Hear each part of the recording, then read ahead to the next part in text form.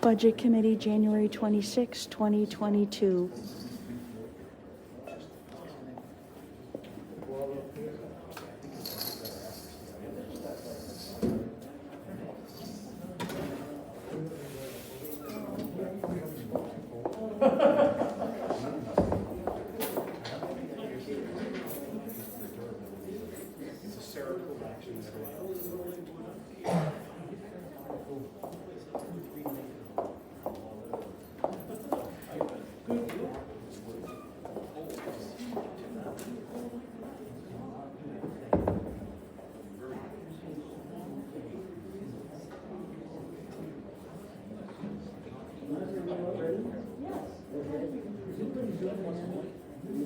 Yes, our building inspector, actually, we don't need an operating one.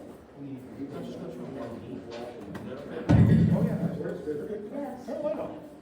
Is somebody keeping an eye on so we can see if it needs to? Yes. Okay, good. All right. Any numbers zooming in, you know? Are there any numbers zooming in? No, just a one consultant right now. Okay, good. Yeah, I'll call the meeting to order. Just a few minutes past 6 o'clock. We have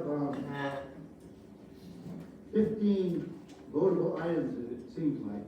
So I'd like to move along with these as fast as we can. And as soon as we come up, have somebody move the bottom line and someone second it. So we can move right along. The first item, of course, is the review of the minutes. I have a motion on accepting the minutes. Okay, the first, Jennifer. Second. Okay, any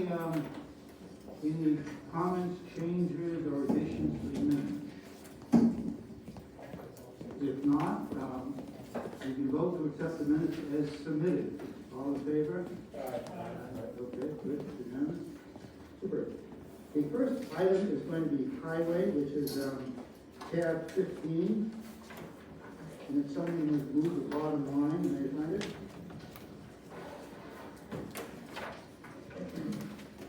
Move the bottom line,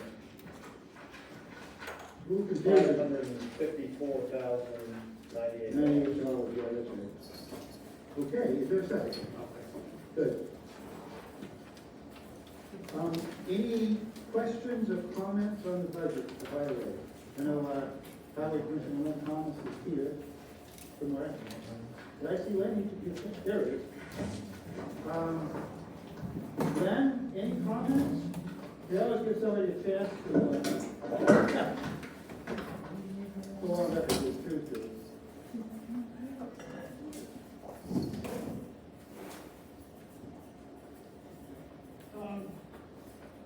We worked on the budget and got it as close as we hope we can without going over, and everything so far seems to be getting smooth, and questions, fire away. It's just about what it was last year, isn't it? Yes. And that's, you're okay, you can cover inflation and fuel expenses, all of that? Okay, any questions? Yes, Emily? Sure. The wage line was underspent, and I'm just curious if you can speak, did we lose somebody in the department?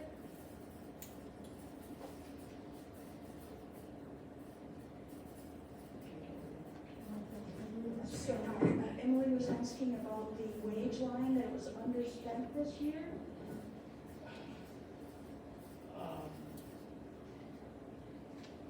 I think it's hard to get CDL drivers that want to work at 25. They all like to be up to that $30 range, but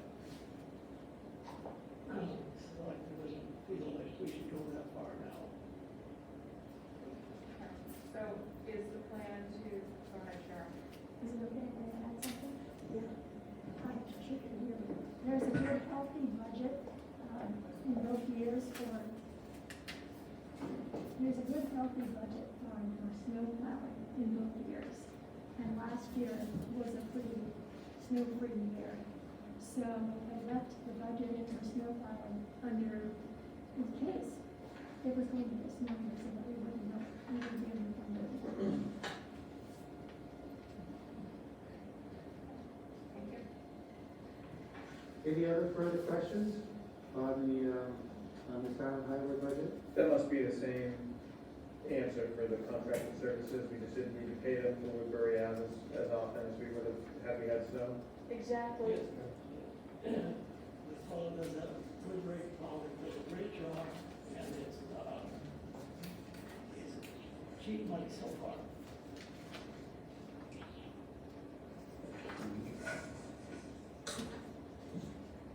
So road sweeping, was that, so we had a budget of $500 and we spent $1,400.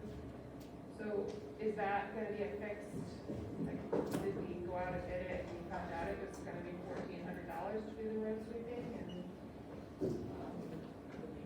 The road sweeping last year, I believe, we spent 1,400. Yes, and I think it's the first time we've done road sweeping for a long time, and it did a good job, and I think we stay at it. Okay, so that's what they told us what it would cost moving forward. Okay.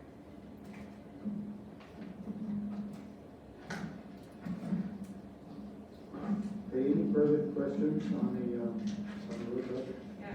Oh, sure. Sorry, No, that's fine. the roadside mowing, we did for Woodbury, I think maybe that is for.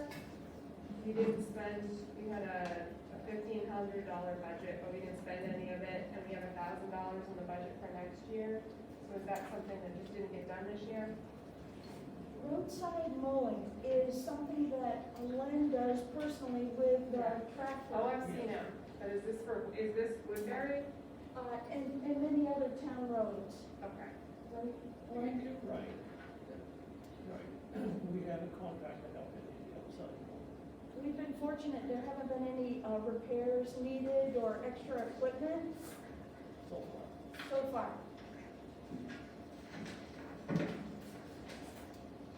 Take our annual trip around to the surfacing line item. These are the road projects that you anticipate coming up this year in the comments. Right. Okay, and then you got a little buffer in there, just in case there's something that pops up that needs resurfacing. Exactly. And we overspent the line this year. Was there something that popped up, or were things just more expensive than they had been? The town received $50,000 through a road damage settlement, and so that offsets the over expenditure or a good portion of it. Yeah, would we overspend? The Little Bay project, Nimble Hill was involved last year. Yeah, I guess my question was, did they add projects, or was it that things went over budget?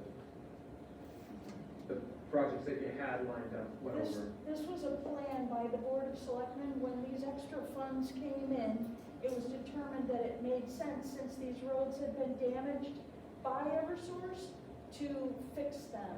Yep, okay.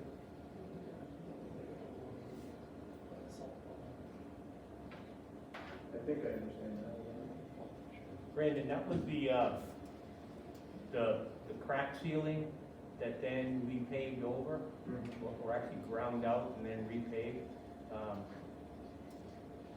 I personally didn't know we were getting the $50,000 from Eversource, but when it did come in, our choices were sit on it till next year or pave the worst road in town. So we chose to pave the worst road in town, which was that Little Bay piece. Gotcha, so that Little Bay, this is like the crux of my question, so the Little Bay piece was not part of your 2021 plan in the beginning? No, Okay, then it made sense to do it, funds showed up, gotcha, so you guys made a decision, thank you.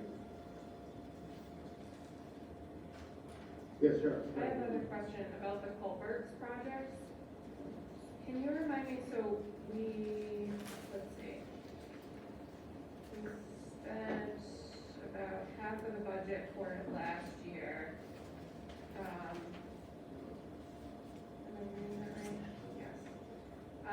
So what is the plan for next year is to do the culverts that are listed, and that's what we think they're cost. So did we get everything done last year that we thought we were gonna get done? No. Okay. Yes. But I think that the difference in that is some of that money was encumbered for next year for the springtime. Because the ground froze and they just couldn't finish that end of Hannah Lane.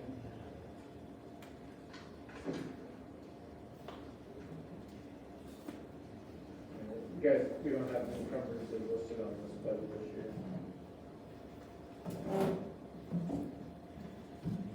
But that one, you said you encumbered it just, for this, just recent, 2021 fiscal year, you encumbered that money to spend this coming spring. Fine. How much was that? Do we remember that? I believe it was in the range of $6,000. So that along with the 24,000 for this coming year, you anticipate spending 30,000 on culverts and ditches, shoulders? Right.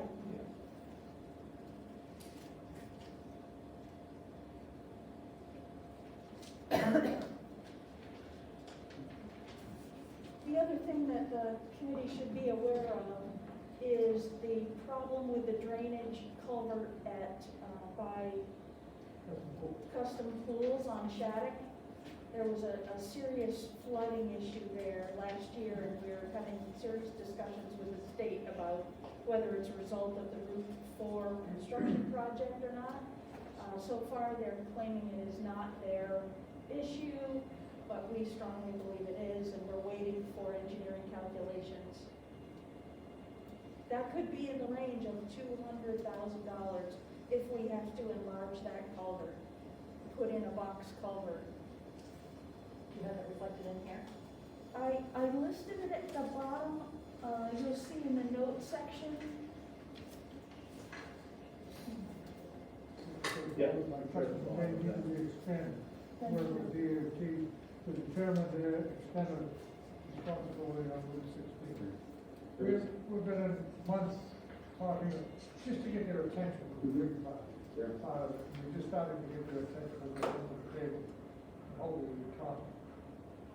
So, change, I mean, we haven't budgeted for that work in this new budget, No. No, so it's probably gonna be the next year out yes, at the soonest, okay, but it's nice to know it's coming.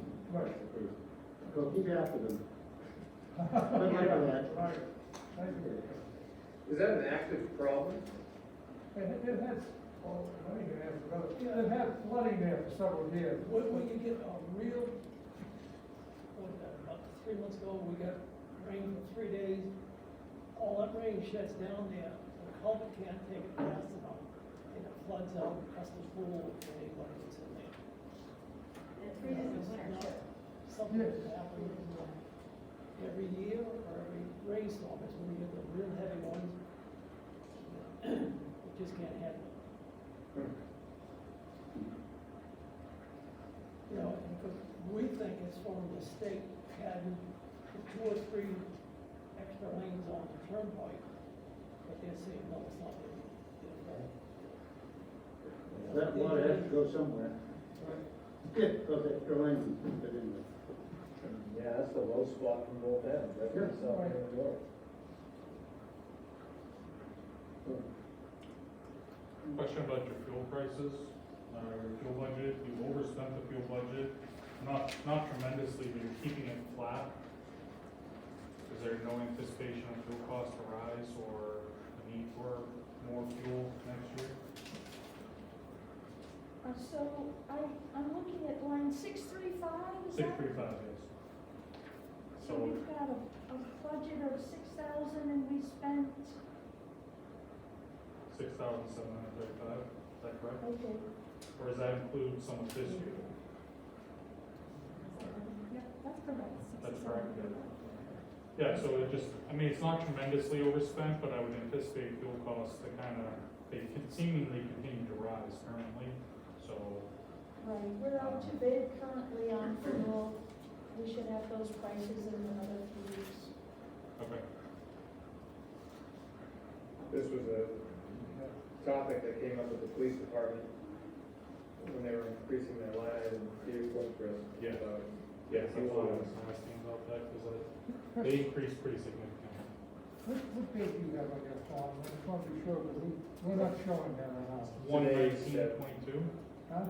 or what date, print date? Instead Yeah. of 1/26 for print date. We have 121. Okay, thank you.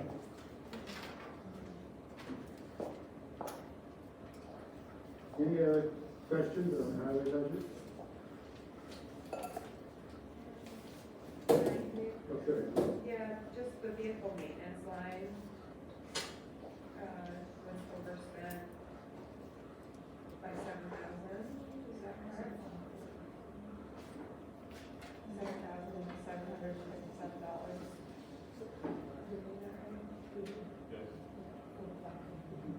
Yes. And So, then- I was just curious, yeah. You never know what's gonna happen during a snowstorm, and, but, we needed a lot of work done, and this kind of time, it had to be done, so that, Sorry, which to bring vehicle? it up to safe standards. Which vehicle? Sorry. The Ford 550?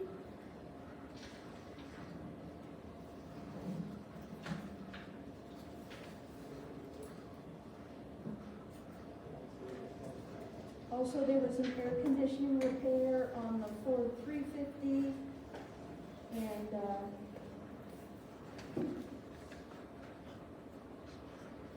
You don't have the, Martha, I don't, not in the minutia here, but you don't have a Ford F-550. Yes. sure we do. There's a picture of it. Yeah, right, There's right. a On your 350. highway capital improvement plan, you don't have it listed as a vehicle. Okay, it's the third picture in on your pictures of the equipment, and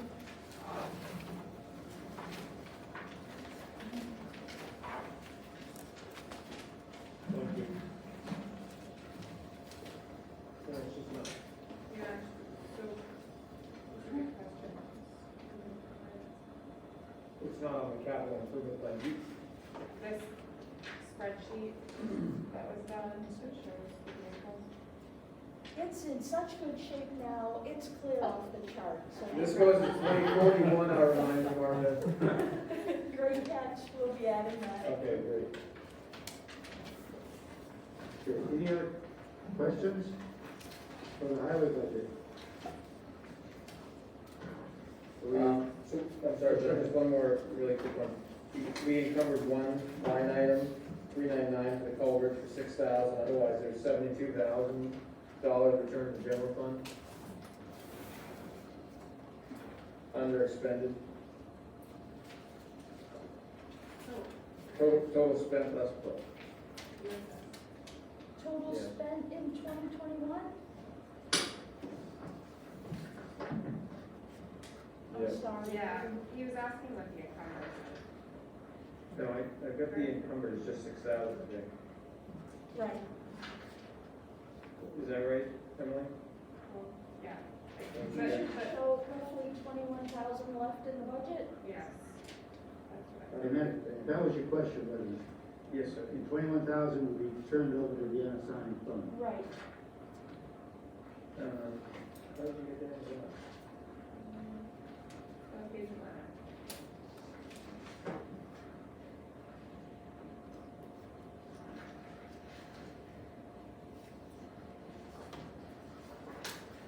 Mark, I'm looking at, just help me understand this, this is a new one for me. I'm looking at the budget, and the amount that was spent as of 1/19/22 was 476,000 roughly, 477,000 roughly. The budgeted amount was 554,000 roughly, which would be about 77,000, less your $6,000 encumbrance. Maybe 71,000, that should go back into the general fund, but it looks like you got 21,000 going down. Because of the $50,000 Eversource funds. Gotcha. That, oh, that makes sense. So that, that's reflected in here? Cheryl? I'm sorry. The 50,000 in Eversource funds are not anticipated revenue, aren't they? so you're not netted against the expenditure. I'm not sure if that was request yet. No, because it would appear, it would be backwards, right? You would, if you can't show the $50,000 surplus here, then it wouldn't show here. Does that make sense, Rick? It does make sense, so it's not shown on this budget, the 50K, right? It's just over in revenue. Okay. That's requested. All right, so So- the 50,000 was listed as revenue. Okay, Right. and you spent it, Right, but it doesn't show up as the surplus. but the expenditure shows up under resurfacing. Okay, so, all right, so that's the 50,000, comes off the 71,000 surplus. And then you're only turning in Yes. 21,000? Yes. Okay, all right. So 21,000 goes to Jim. Yeah, right. As well as 50, it's just separately, right, as revenue? Yes, because actually, the expenditure has been taken out of this year's budget, right? Okay.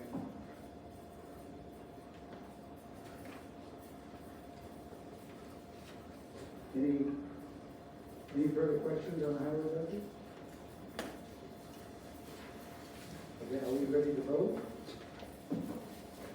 All in favor? I think we're voting the bottom line is 554,498. All in favor of moving this forward to the public hearing, say aye. Any opposed or abstentions? Okay. So the next one is, tab 8. We've got two bottom lines on tab 8. Cheryl, do you have any objection to doing them both now? Is there any reason why you split those? I'm sorry, The tab 8 has a capital outlay IT discussion, and then at the bottom, you've got debt service capital yes, outlay. one is a discussion that Martha has on a specific item. The budget will be at the bottom to discuss. Okay, any reason why we can't do them both at the same time? Sure. Okay, all right, so let's go to tab 8 then. Can you just confirm if the print date is 12/8? That's what I'm working with, tab 8. If for some reason we get a wrong bottom line, it must be that we don't have the latest stuff, so let us know if that happens. We don't want that, having more adjustments to those people. Will do. Okay, so tab 8 is debt service and capital outlay. If you wanted to discuss a particular item on it? Yes, the debt service has decreased by $83,000 due to the fire lease purchase agreements for ambulance equipment and the 2013 fire truck lease purchase being complete. Mm-hmm. The Copley landfill closure testing and repairs are shown in the capital outlay budget. And the capital outlay budget has also decreased. Mm-hmm. I will add, though, that you see computer expense in capital outlay under town hall. And those funds, along with computer in the executive office, are, I think it's important for the committee to have a discussion about tonight. These two lines are going to support our need to upgrade our security, as well as the cybersecurity analysis that's also in the capital outlay budget. And we have with us Janet Costadini and also one of our consultants on Zoom to answer any questions about that. You also have in your packets a green PowerPoint that Janice can take you through. Have you all seen it?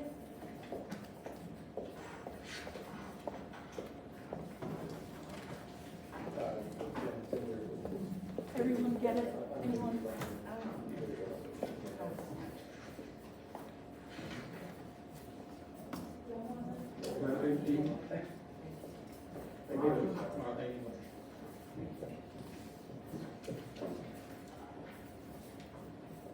And this is the 7290, that's what it's on page, Right, what you're talking about. So, you know, on the second page, you see that capital outlay town hall, that's a new item of 7290. That's what they're talking about. So just go ahead and explain, what you're gonna do. Okay.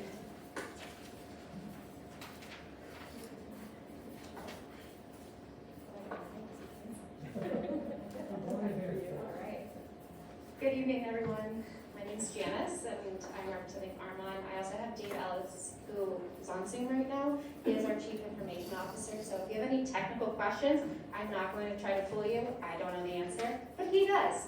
I'm here for more of the account overview of it. So the first page here, you do have a timeline that I created for you all to see when you've all on board with us, and it kind of talks you through everything we've done up to date. Just so you can see that every 3 to 5 years, it does appear that we need to upgrade certain equipment. That is the lifespan of it. So you can see we've upgraded computers through the years. In 2020, we did a Windows 10 upgrade and worked through to the auditorium here where we did wireless access points, which will increase your internet speed in this room. And then we did upgrade a switch this past year in May, added additional storage to the server and a new laptop for the building inspector. When we move to the next page, the current 2021 contract, that is what we are wrapping up and moving into the next year. But I did break down for you what the line items are. So you'll see that we have our managed desktops, firewall, server, Azure backup, also your Microsoft Office licensing, and your antivirus. I did break down your support services, which this year you're paying $800 per month, and your storage and software broke down to $230 per month, which brought you to a total of $1,030 per month. You move to the next page, we have the 2022 contract renewal. You will see an increase based on increases with our software providers that we're bringing here to Newington. So you do see that increase in some of these items. Support services will be going to $1,125 per month, and software storage $233 per month, and that brings to a total of $1,358 per month. The increase that you see here will go directly to your support. Your software and storage does not increase on this page because this is if you stay the same, you do not upgrade, you do not change your licensing at all. So I do want to preface that this is if you stay the same. Moving forward, I did want to show you the differentials in help desk tickets that were placed between last year in 2020 and in 2021. We do have an increase in 140 tickets. Some of that was including with the discussion of a possible fiber project, which we have spent a good amount of hours researching, seeing what the best option for you all would be to connect the fire department, police department, and town hall together in case of emergency. So you will see an increase in tickets because of that. Also, in 2021, because of the increase in security issues that's happening around the globe, Armon has tapped into further services that we are going through, which is security and networking teams. So you will see that with your Armon NOC and Armon SOC on the line items.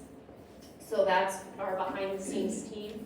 Yes? Yeah, sorry to interrupt you, but before you go on to this page, in terms of the help desk ticket changes or the increase, Yes. 2020 town hall was shut down for several months, right? So Yes. if you have the 2019 volume, I'm just trying to understand, it's not really apples to apples, right?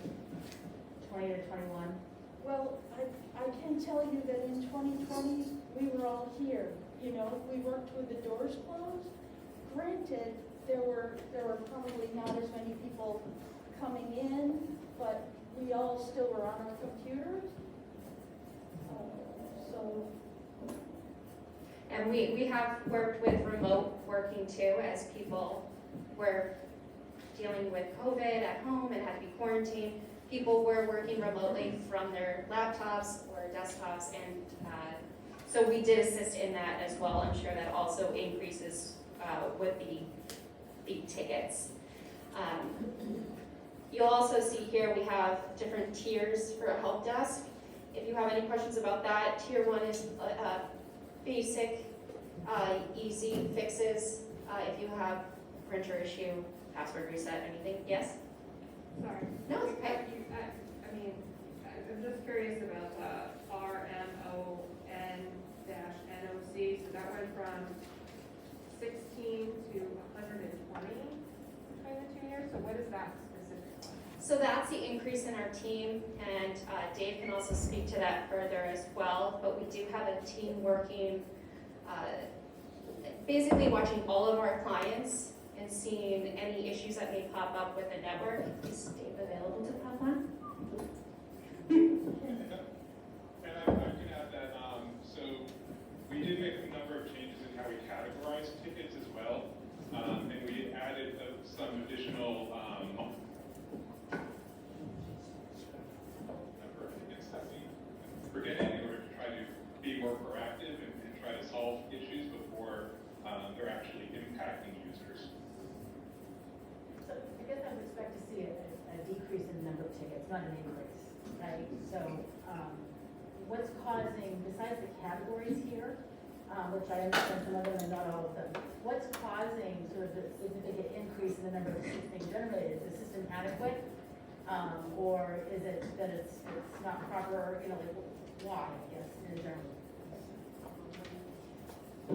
So I will say that the increase in the tickets here, I will say that Newington has become far more vocal in developing the relationship with the security systems and everything and upgrading. So more than I do communicate, good amount.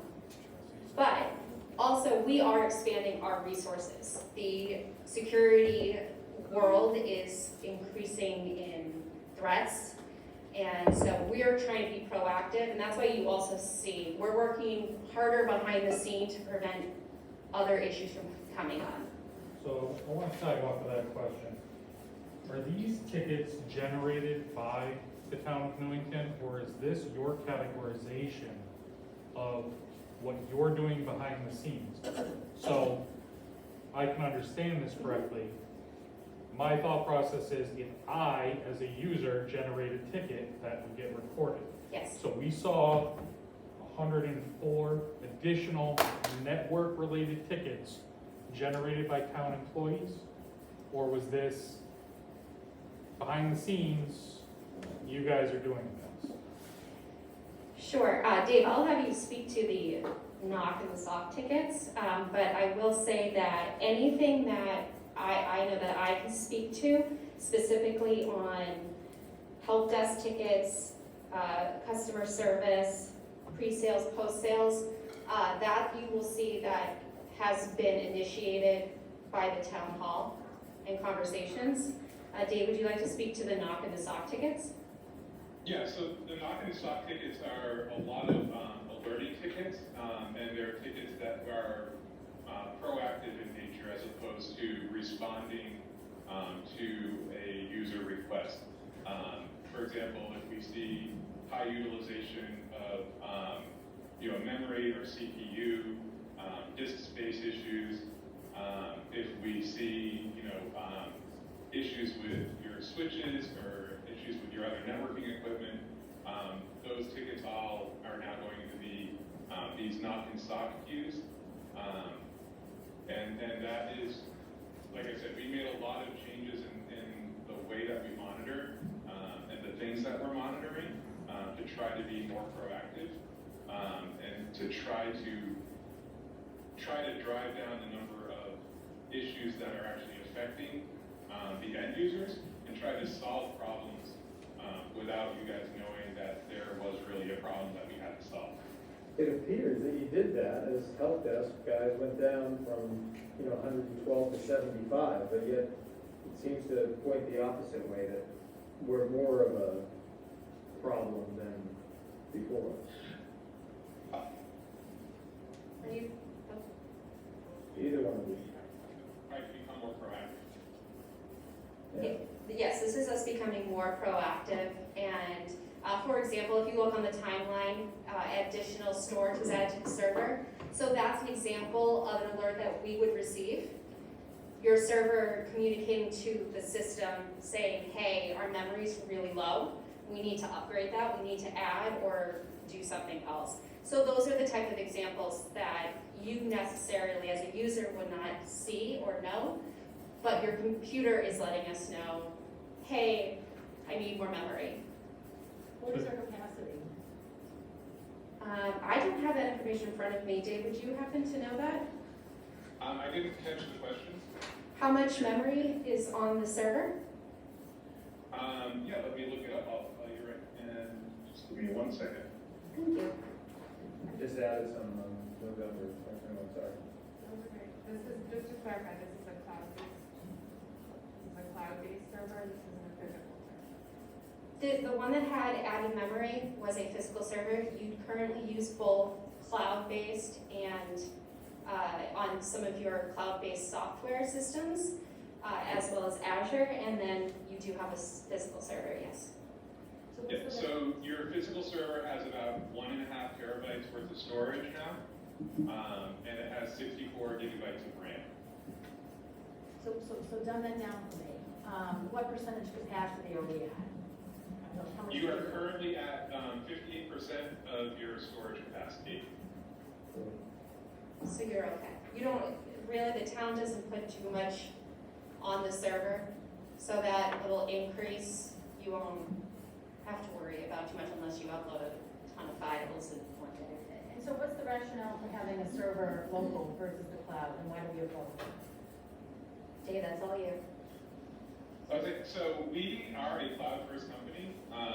If I could get towns into the cloud, I would be pushing it as much as I can. I can tell you that the last time that we ran the numbers on a town the size of Newington, I haven't done Newington specifically, this was just a few months ago, that the cost to run the town, the software that the town uses in the cloud would be in the range of $1,000 to $1,500 a month for the cloud servers to run that. Compared to, Paying for the server, paying for the yeah, memory upgrade. but I guess what I'm trying to get at is, how much are we paying for the server, the hard server? So the $1,500 a month, I hear that, but like, I can't tell if that's a good deal or not compared to the fact that we have a server we have to maintain. Absolutely. So $200 a month is the managed service support that we handle on our side, on top of the $5 a month for the antivirus on it. So $205 a month. And we're at 58 capacity for that. I'm sorry? And we're at 58 capacity for that, for that. Yes. 2019 server refresh, how much that cost. So in 2019, to replace the server, it was $25,000 approximately. Servers are very expensive. So what was the rationale for us purchasing And a we server? generally get about 5 years worth of a lifespan out of a server. And the cloud is always updated. I mean, you don't have to worry about maintenance, right? No, you still have to maintain it. Yeah, it's another server that has to be fully managed, and it's running in the cloud. You don't have to worry about the physical hardware, but you do need to still worry about Windows and all of the software. So there is still maintenance for that. So Yeah, so that's sorry to interrupt. So it's $25,000 for 5 years, and we're at 58% capacity, right? Do I have that right? Yes. Versus $1,500 a month for the cloud. Yes. It works out to $90,000 for cloud storage for the same 5 years. Thank you. You're welcome. You knew where I was going. I knew where that was going, I already did it. Thank you. Yeah. Appreciate that. And that's why we haven't moved many towns. So we've actually moved a lot of police departments and fire departments to clouds because they don't need the server applications because most of their applications are now cloud-based applications. But we have not yet moved any town halls to the cloud. Because Yeah, Emily, do you have another question? $25,000 over 5 years. Yeah, I do have another question. So, looking at, and I know we're getting ahead of ourselves here, but looking at the executive office, the computer expense line that's associated with that. So the contract for cloud backup, what exactly is that? That's different than what we're talking, can you just explain, Martha, we're talking about something else right now, correct? Right, so we have the $1,000 per, let's see, 1358. That's your total per month. Okay, So 1358 per month, that's in the executive office. okay, so that's already in that line item. Right. And then as we move on in the presentation, you'll see other threats that we're having to address and the software that goes along with them. To kind of compare this, because you've changed your structuring as how you're reporting tickets and what they are, because you did say you've increased the number of things you're monitoring for? Yes. What is the number you increased from 2020 to 2021 that you monitored for? So if you were doing 50, what are you doing now? What were those numbers? Do you mean like individual Well, things you- that we were looking at? So yes, because you said Mhm. one of the reasons why we see all these additional things and it's more broken down was because you're monitoring more things now Yes, than you did in 2020. yes. So what is those two numbers? So one of the things that we're doing now is we've actually implemented a brand new network monitoring system to provide better monitoring of the switching, firewall, and access point environment. That's actually something we invested in last year, and that is where a good number of tickets came from. As far as like the number of things that we monitor, we have in the platform that monitors your servers and workstations, there's now, I don't know what the number was in 2020 off the top of my head, but the current number of things that we're monitoring is, there's 1,750 monitors that can be triggered in the platform that manages the servers and the workstations. And then the network device monitoring, it monitors a number of different things depending on whether it's looking at a firewall or switch. But generally, you can expect that we're looking at about 10 to 15 different metrics on each device that we're managing in the network monitoring system.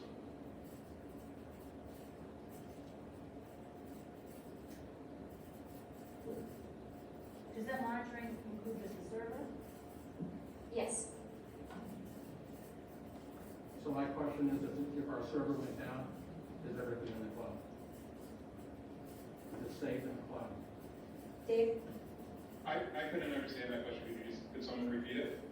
He said that if the server goes down, everything's safe in the cloud. So right now, all of the data is backed up into Azure Backup. So all of your data is backed up. If the server were to crash or something happened and we needed to rebuild it, we could rebuild with either new hardware or the same hardware, and then pull data back from Azure. Yes, and which is the cloud, Microsoft's cloud. Yes. What are the repair costs for the server, if it breaks down? Repair cost? Yeah. I can't speak to hardware. Honestly, all costs have gone up during COVID and the supply chain issues.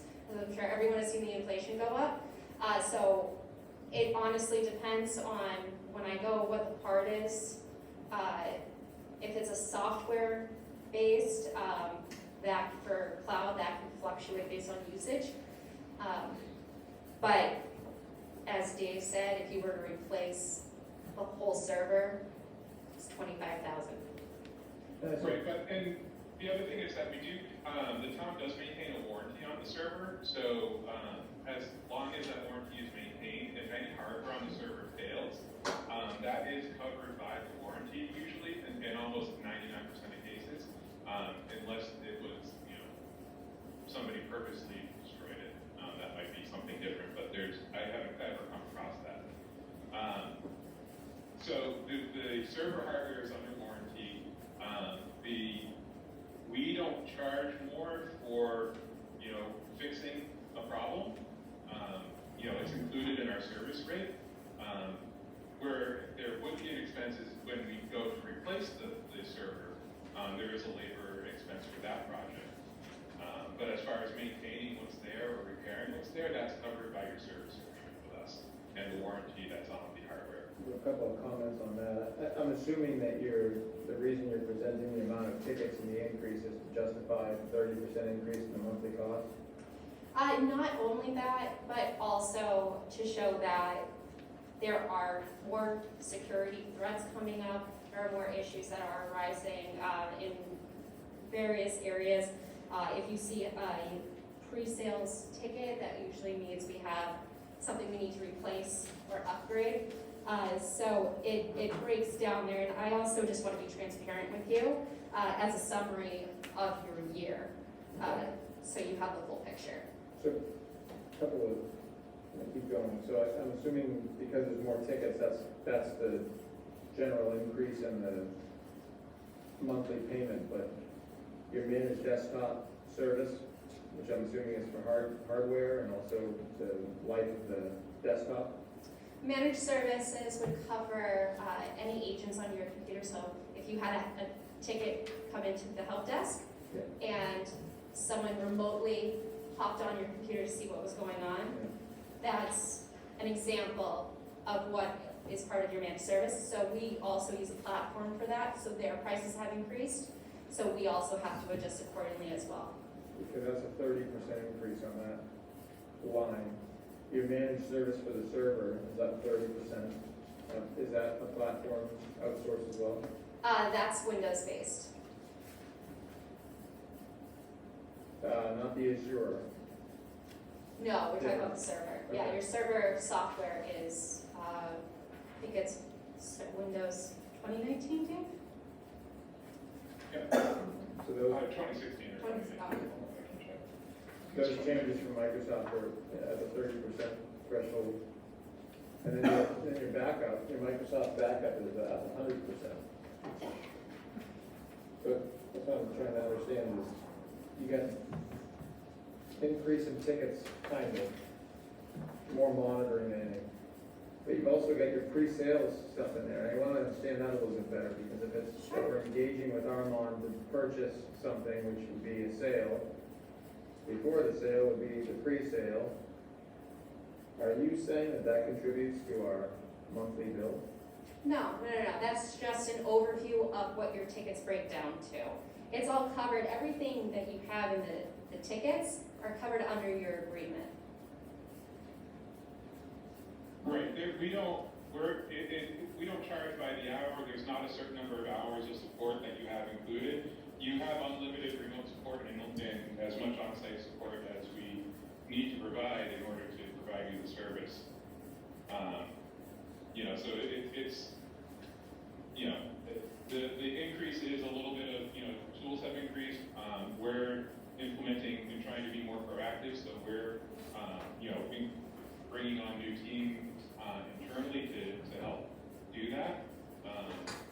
And, also, looking at the total number of tickets that, primarily reactive tickets is what we really look at, is the help desk tickets and the NOC and the SOC tickets, to determine how many hours we're spending with every client. But like I said, we don't actually have you only have a certain number of hours.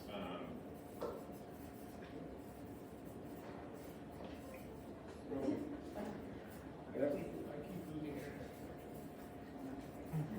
we have to have those people here. This will count as an on-site service. Yeah. I'm here for my own enjoyment. Yes. So just to clarify, there's 3 different line items of help desk tickets. So we have 85 in just general, and we have tier 1 is 74, and tier 2 is 5. all of those are health, all of those are health. Correct. Combined. So those were items that were called in Okay. total. And I will tell you that help desk was our general queue before. Okay. And now that we have resources that can do more basic line items to more advanced, your tier 2 is when you're more advanced technician or engineer.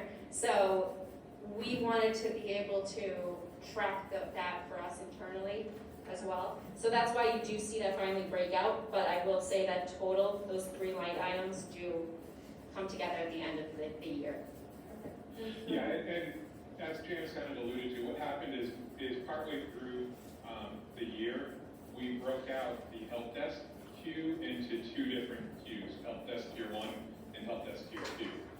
So since that happened during the year, that's why we have tickets that are just labeled help desk, because that was the old non-broken out tier. And then we have the new tiers that were put into place partway through the year last year. So if I'm understanding that correctly, so we had a total of 164 for the help desk tickets generated? Yes. Okay, and last year we had 112. So is there a reason why we had 52 more calls to the help desk this year? I could go back and pull No, I'm just every curious ticket in if there. Martha, if there's anything that stands out that would, you know, We've been working hard and things happen.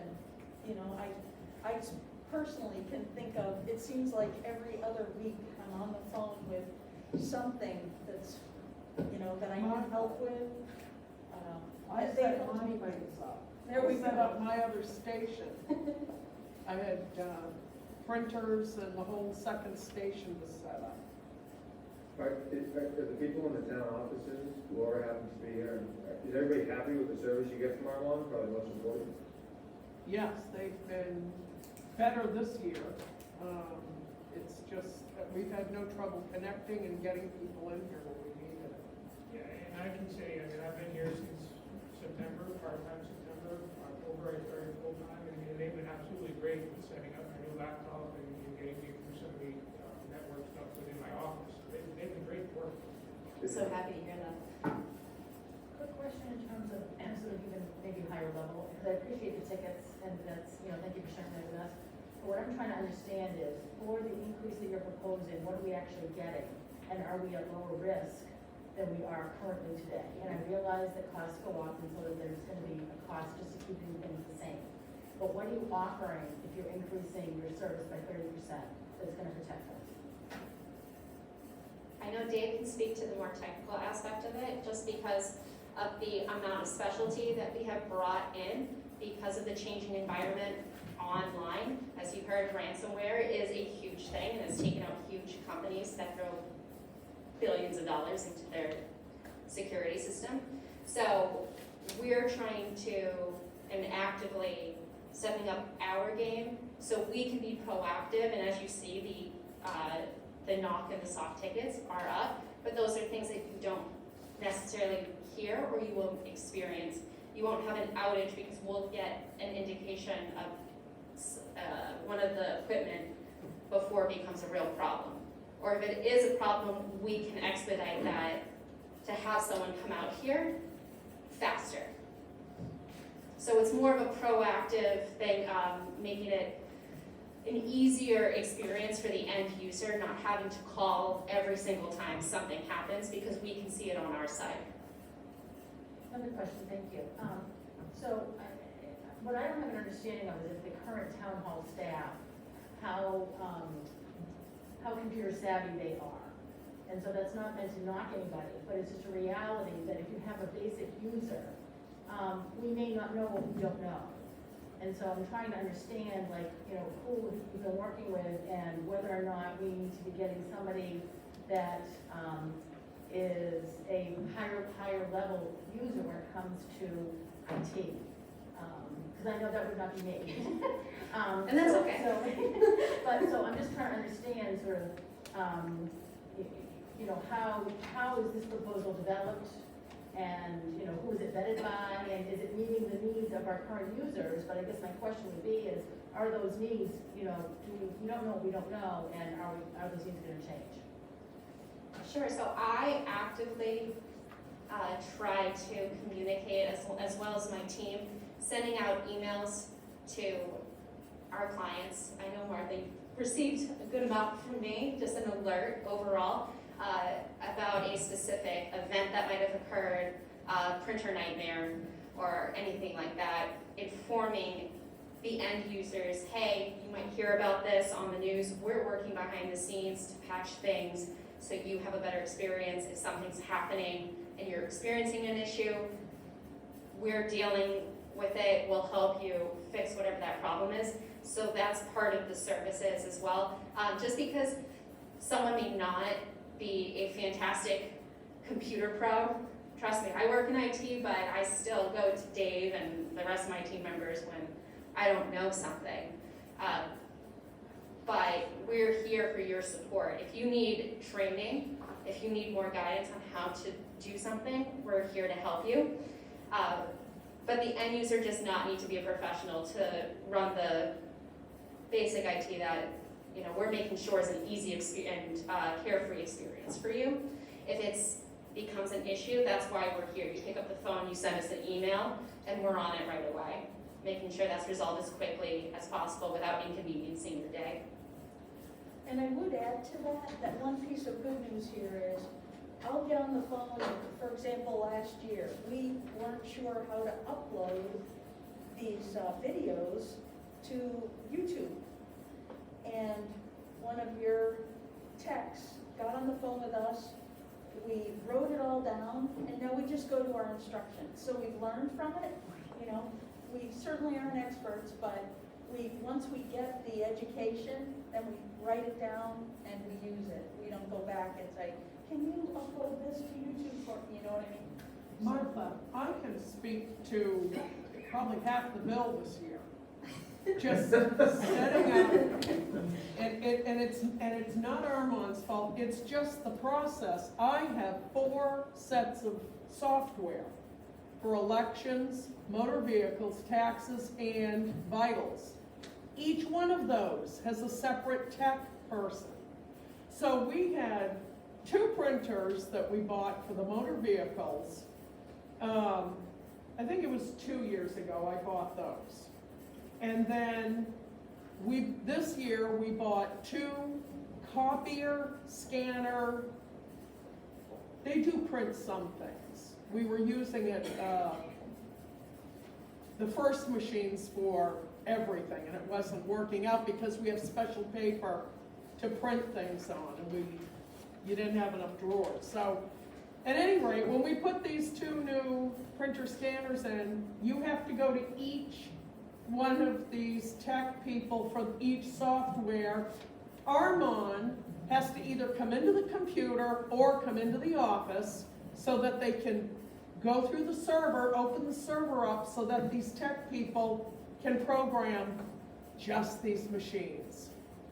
And we had the 2 original printers that we had quit, then we had to bring in their people to fix the machines, bring everybody back out, hook up all these different tech people to go through the servers and then go into the software, because no one person can do it all. And so it's so much more complicated than you ever had any idea. I made a huge mistake in trying to use, like my machine for vitals is a separate computer that's owned by the state. So when we were trying to hook up this second station, I've been talking to this man for years, that he's the tech person up in Concord, and talking about setting up this, putting the motor vehicles and the taxes on this other machine. I don't know why he did not say to me, this is a bad idea. I don't know why. I don't know why none of us said this is a bad idea, because then that's one further step. He has to get on to allow people to get into that machine. Armand has to come into the office because they cannot go into that machine. I should have just ordered a separate computer because it took a lot of visits just trying to get all these programs set up on a second machine. It was a nightmare, and we're still trying to figure out the printer. So it sounds like it ought to be simpler. God knows I wish it was, but it was quite a process, and we're not finished with it yet. Laura, I really like you. I think you described the perfect situation, Laura, that we shouldn't have to go through that, right? So I guess my question would be, would you all be able to come in and do an assessment and help, so that when we're at a decision point, we know we're going down the right path? Because that just feels. Well, see, they helped order the correct size printer and computers, but it isn't that simple. Each software has its own tech people who program from their side to make the printers print the proper thing, but they can't get into the servers because that would be against security to let some tech person from another company come into our server. So that's why Armon has to be on this side, working through the server to let these people program these new machines. It's just the way it is. You can't like go into some other company and manipulate a machine that they have on their desk because you can't get through their servers. That's the only way to have it happen and be secure on both sides. You know how they get on this, wherever they can come right into your computer and move around. You have to allow them to do that. And they can come in and fix things for me without Armon around. It's when you're putting in a new piece of equipment that you have to have Armon in place to set it up through the server, and these tech people have to program it to work for the software. If I had any clue how difficult the whole thing was gonna be, I probably would have said, forget it, I won't set up another. I had no idea. I think that was the clearest explanation of some of the difficulties we're facing. Oh, maybe she needs to get up here. Yeah, we have on the agenda two bottom lines It's that I'd like to very get good. voted on and move on. Let's go over to budget-related questions with Armand, Karen, if you don't mind. Sure, go ahead. Okay, number one is, how many of the 11 users does Laura account for? One. Just one? Yeah, she's one user. Although she has, so on your list where it says that you have 11 Armon managed desktops, that she's one? I've probably got two, well, probably two. I mean, I would have to pool the list to see who uses what computers, but 11 managed desktops means you have 11 computers here at Town Hall that we have access to. Laura, And would that you- would be just one for me, and the other one is the state. State, okay, Yeah. gotcha. And then what's your SLA? So our SLA, we do have different tiers of it. It depends on what the issue is. We do have a critical ticket, so if the entire building is down, no one can work, that would be a critical ticket, and we would have someone get back to you ASAP. Maximum, I believe the time, Dave, is 30 minutes. From there, we have a high ticket. That would be if one user is struggling. I don't have it in front of me, so I can't break it down further than that. However, but if one person is down, they can't access anything on their email, or a software is completely down, something I'm trying to think of, like ClientWorks or something for taxes that needs to be done, then that would be a high ticket. That is a 30-minute to 1 hour response Okay. time, That's good enough, Janice. It's Sure. just, it's 30 minutes, 60 minutes, somewhere around there, which is pretty quick. depending on the tier, yes. And then, Mark, the question for you, this is a managed IT service, which is unique in the way that you get treated as far as customer service goes, and certainly their aptitude and their SLAs and stuff like that. Is this a competitive price based on anything else? We last put this out to bid in 2017-18, and we had a computer committee at the time that sat on the interviews, and Armon was selected. We haven't gone back out to bid since then. Does anybody know what the Just a follow-up question on that, there's a 30% increase this year, has it been that dramatic in the past? We had a 3-year contract.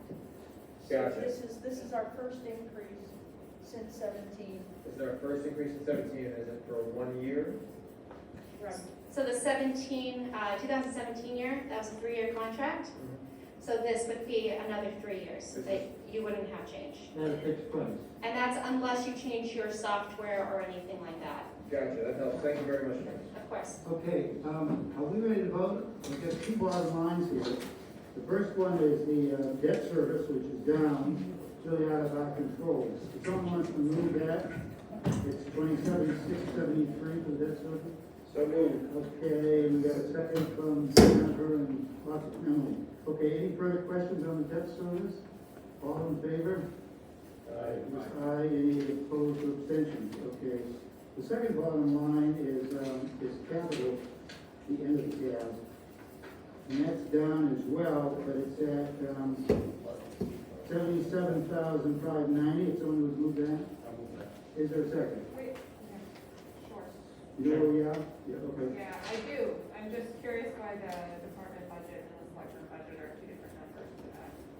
We'll get into that then. Oh. Sure, I'll say. Okay, so we always move the selectmen's budget, Okay, so we got a sure. second Yeah, on I'll that. second it. Yeah. And, yeah, I had a discussion too, and you certainly can chip in. The one thing that struck me is, there is a big difference, about 60 some odd thousand. One of them is Coakley landfill, department was 80 and selectmen was 20. How'd that come about? We are in hopes that there will not be another EPA or DES mandated testing series or closure requirement.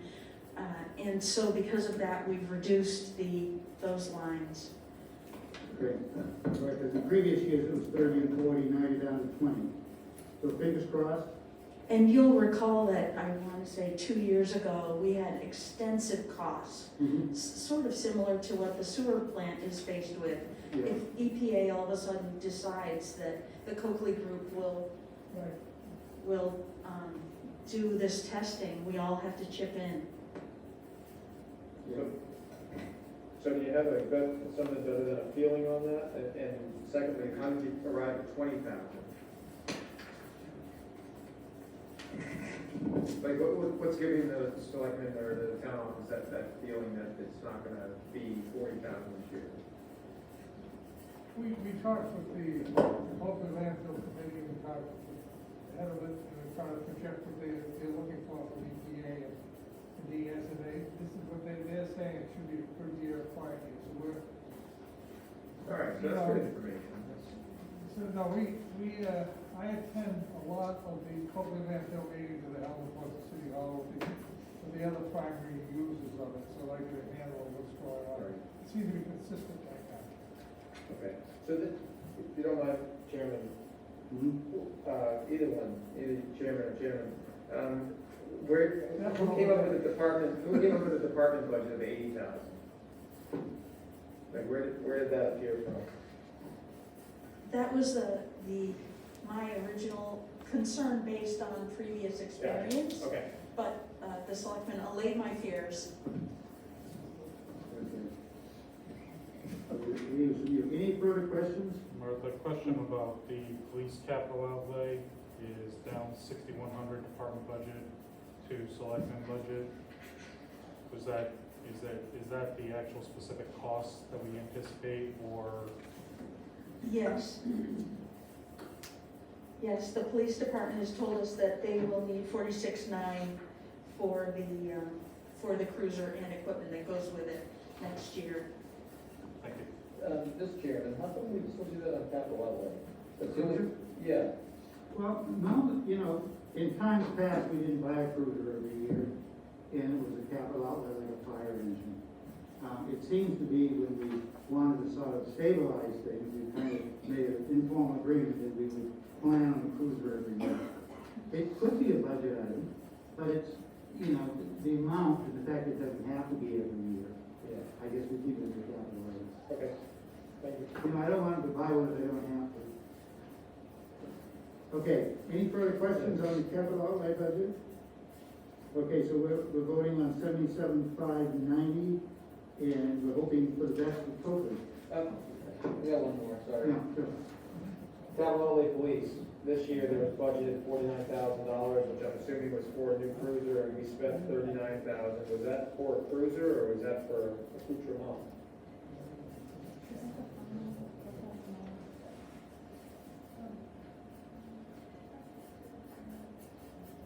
We're just double checking the It's 39 as of November. I can get back to you on that. I don't have the specifics, that I know that the police department is still waiting for their cruiser. So just in conversation with Chief Billady, the cruiser came in this year, but it won't be outfitted until '22. So I think there's an issue with that because they couldn't get parts to get lights and sirens and all that stuff in it, from what I understand from Chief Billady. It came in the last week or two of the calendar year, right? Is there Came any in very late. Is there an encumbrance on that line? There was not an encumbrance. Okay, so the 39,000 represents just the cruiser? I believe so, but you have to ask Chief Billady to be specific. Okay. Thank you, sorry. Okay, no, that's good. Okay, we're ready to vote? Emily? One last question. Okay.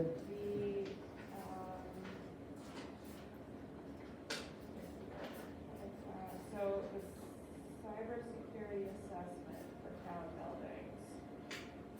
So that's a separate, can you speak to that? That was budgeted in 2021, it doesn't look like it got done, is that correct?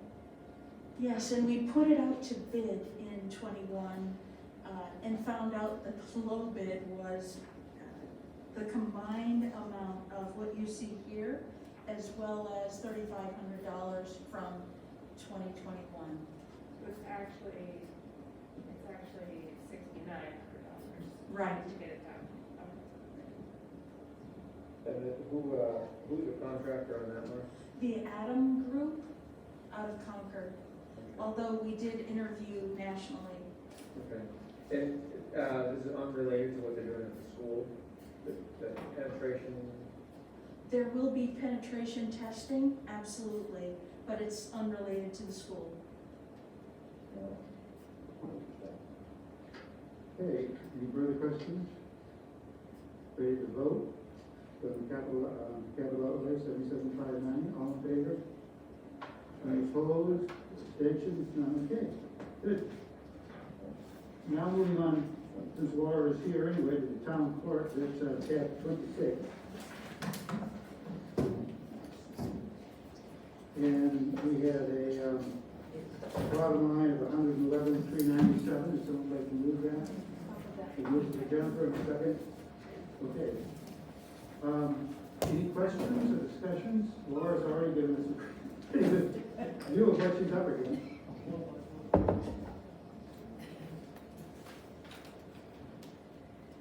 Yes, go ahead, Emily. Yeah, I'm curious what the total year-to-date is on spent in this department. For last year or this year? For last year, as of 12/31.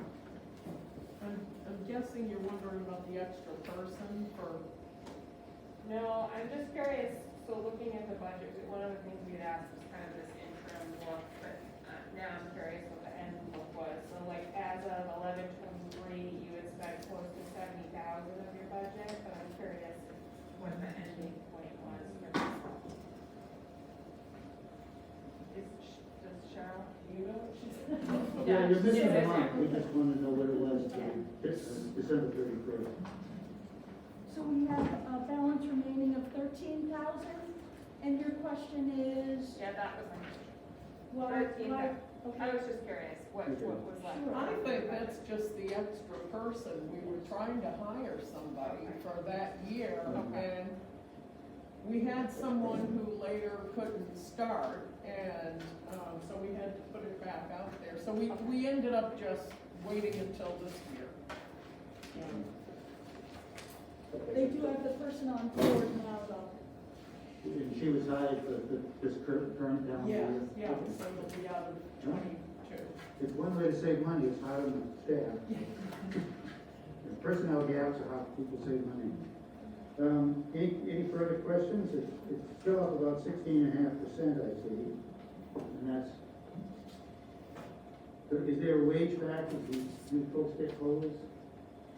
Yes, Okay, so 3%? right. All right, good. Is there, can somebody explain to me why, on the salary line, you have a 3% COLA, but a 4.4% increase in the budget? Is it just for round number's sake, or? On the whole budget? No, Laura, just on line 100.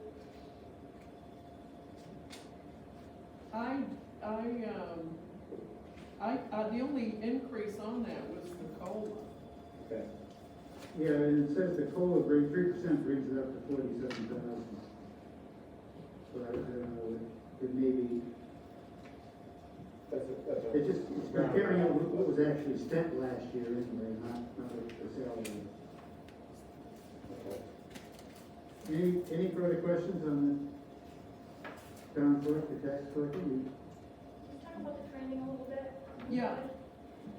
This, over the last 2 years, Doreen hasn't been able to go to any of the trainings because they weren't doing them. They've done some election stuff by Zoom. But this is one that they've had every year. They've lost so many people at the state level. They used to have regular training, so you would just go to these that cost $50 for the day. Or they'd have regional ones. And this is one that, they change the location every year. They used to do them up in Conway at, I think it's the Red, is it the Red Jacket Inn? Is that what it's called? They used to have them up there. When they had all these other older seasoned people in place, they would send out regular, they'd have meetings and send out written, updated information, is what I'm trying to say. They would send it by email, well, they haven't been doing that. And because of COVID, they haven't had any of the trainings. So this one is an overnight training for the region, New England region. And it's the only place to get the updates. They used to send out, like these programs that they have, so that even if you didn't go, you got all the information. They haven't been doing any of that. So, and now they have all new people who are still overwhelmed all the time. So we decided that we would sign up for this. I mean, they hold it, I don't know whether they've had this one in the last 2 years. I think that they only had it this past fall, but we didn't go. And because we wanted to wait for the new person who came on, so we could all just go up and get.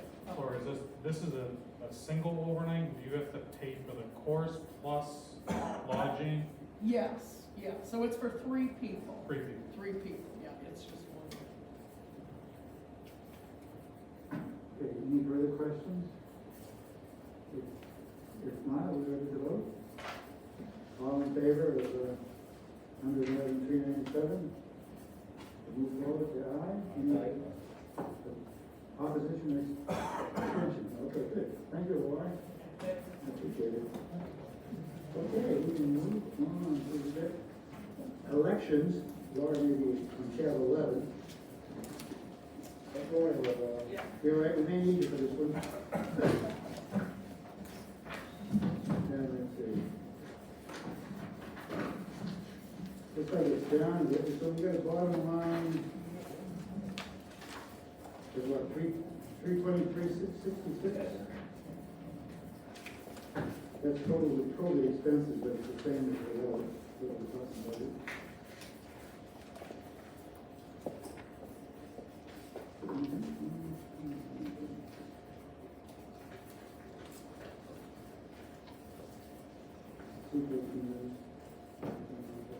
Wait a minute, I think oh, this is the executive office.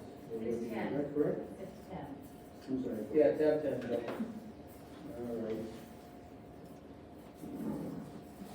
Not on my list. So tab 10 is what tab 11 11's elections, right? We have 10 in our book. Oh, tab 10, okay. And what's the bottom line for elections? 9975. 9975, okay. Any questions on, Isn't it 19? okay, do we have a motion on that then? Oh, 19664. I'm sorry, what? 19664. 19,664, okay.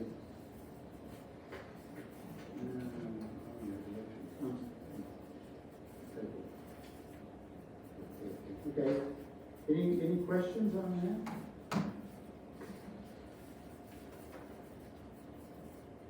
Under salaries, it says that, you know, it outlines the amount of elections that you have per year, and then on 2022, it says 3 elections plus COVID. What is that notate? That there's extra precautions or something, or? No,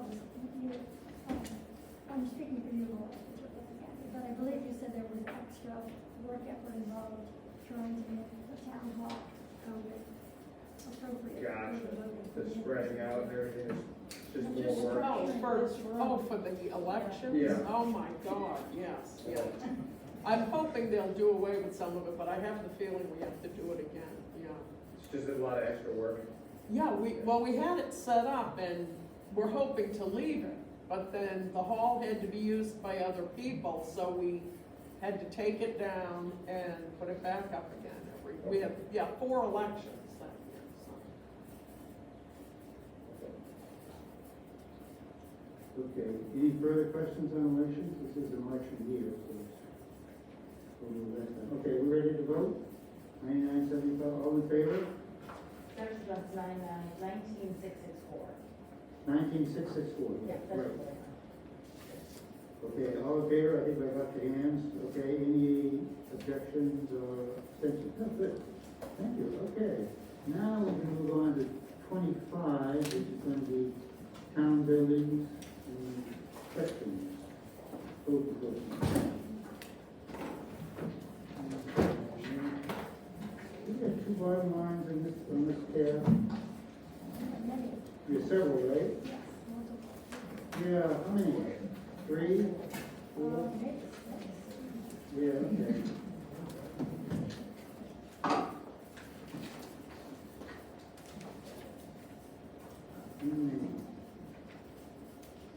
COVID expenses.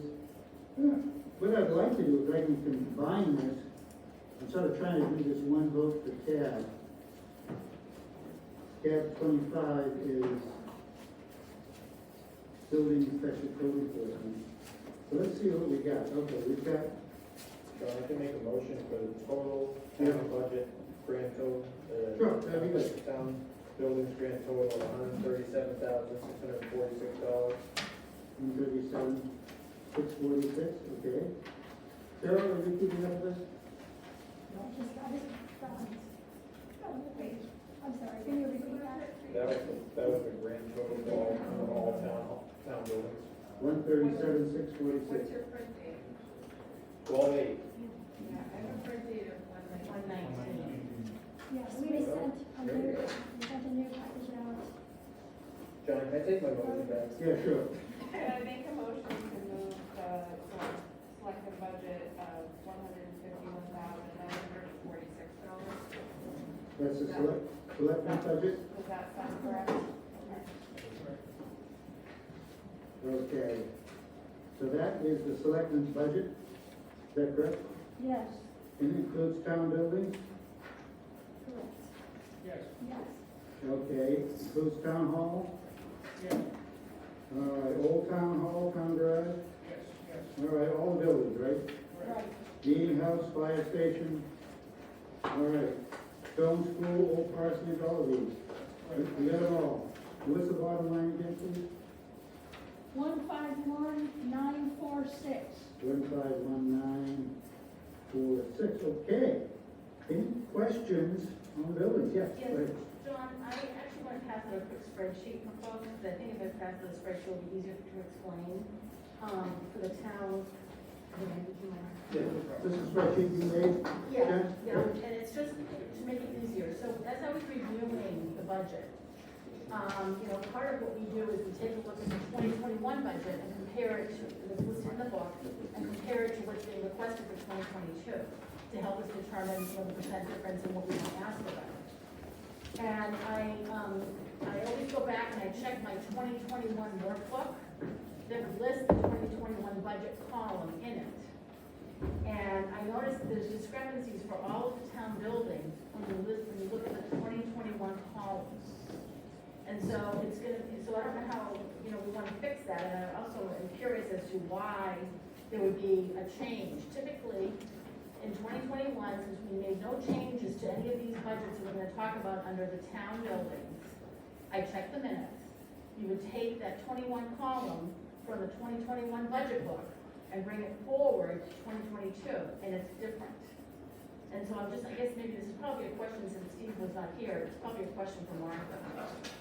So if you see my spreadsheet here, as an example, town hall for electricity, if you go back to the 2021 budget book, it's $10,275 is what's listed. But when you look at the 2021 column in our current book, it's $11,500. So there's a difference here of a total, when you add all the buildings up, of $20,000. And so I'm curious as to typical, when you approve a budget, you shouldn't be changing that budget when it's reflected in different documents. And that's what I found. Absolutely. And this, of course, is the first time I'm seeing this, but I want to look into Yeah, this so we know that immediately. it's high out, but the one question, and I'm not sure about your budget, but any changes made by the town? So I'm not sure if you have those in your budget. Yeah, so I checked all the minutes, and I didn't see any changes that would reflect that. I understand your point. Yeah, Because that's what I got. Yeah. So it's a total of $20,000 for the town buildings. You'll see, it's listed out here for each building, and I'm not sure, number one, I think that needs to be fixed, but how we're going to evaluate it today, which one is correct. I'm assuming the 2021 from the 2021 budget book's the accurate number we should be using to evaluate. Because the percent increase is going to be off here, or decrease. If I There's only a had decrease this in one. before tonight, I would have gladly researched it. I did it this for you. afternoon. I can't, I'm at a loss for what to do at this point. I'm glad to look at it first thing tomorrow morning. Chairman, does this make sense to you, John, what she's saying, is that? It does. The only thing I'm thinking, the column you have in the 21 budget, the middle column, is that what's actually spent? Is it that you're overspending these No, items? expenses. This is just what the budget is saying. What the budget is saying, so does it, yeah. It's what we moved and voted on Yeah, in 21, which is not what is in the, Which is This not what's in budget. our budget book for today. that's what we moved and voted on. This isn't the actual spent. The middle column is what the budget book says we moved and voted on. Yes, yeah. And that is a disparity. yes. Okay, very good. And so just, as a reminder for everybody, obviously, we shouldn't be touching the budget unless we were reforecasting, which we don't do that here.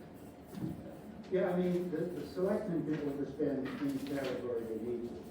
Sure, but I'm not talking That's expenses. different from what's reported. Yeah, And I agree with your point that normally, when we're looking at percentage increases, what's the percentage over what we voted last year? And what's the difference with what you actually spent? yeah. So we actually, We look at those two. both, two of them, but it should be, the percentage should be what was actually voted. That normally would be the percentage increase, I think it is. That makes sense to you guys? Because the overexpenditure can be any kind of variable.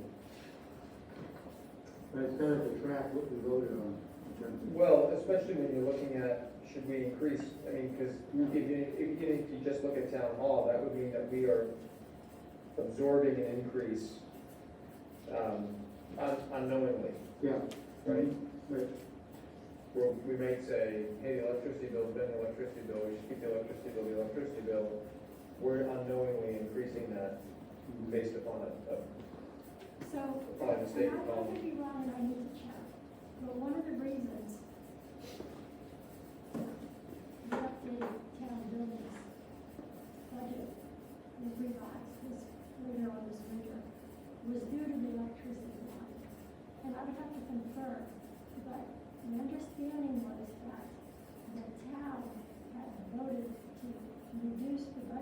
for electricity.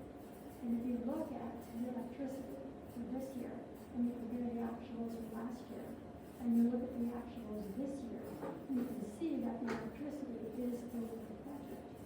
And that's why we made the change this year. That's the change that Stephen has put through on his second edition of the 2022 budget, to make sure that we have the electricity account funded appropriately, so that we're not over budget as we are this year. Which makes perfect sense. I think Jen's point though is that we can't go back and change what was budgeted and voted on by the town So in I'm 2021. looking at the town expenditures, the actual expenditures, and they do match what's in the budget book, For expenditures. for budget. The So, budget. I haven't had a chance to look at it, and Jen, I agree with you, I'm gonna try this out. Yeah. Because the formal expenditure report shows the budget that's in the budget book, this was something that would have been done at the beginning of the year. So any change that was done would have been done right after the town meeting, and all the final numbers there. And I'm just speculating. Yeah, but you can't change what's been voted on, right? I think we're in agreement. What I'm saying is, not with the budget committee voting on, but the town voters. Yeah, I don't know if the town's lowering electric. And that I would need to go through. It doesn't, I don't know that either. You can't lower electric. Yeah. They could have, but I mean, look, the town goes to bottom line anyway. They don't necessarily. More than that, not right. Yeah, yeah, it's not just electric, it's everything with all the buildings, frankly, it's electric, heating, water, maintenance, some of them have telephone. And then you have sort of the opposite, direction.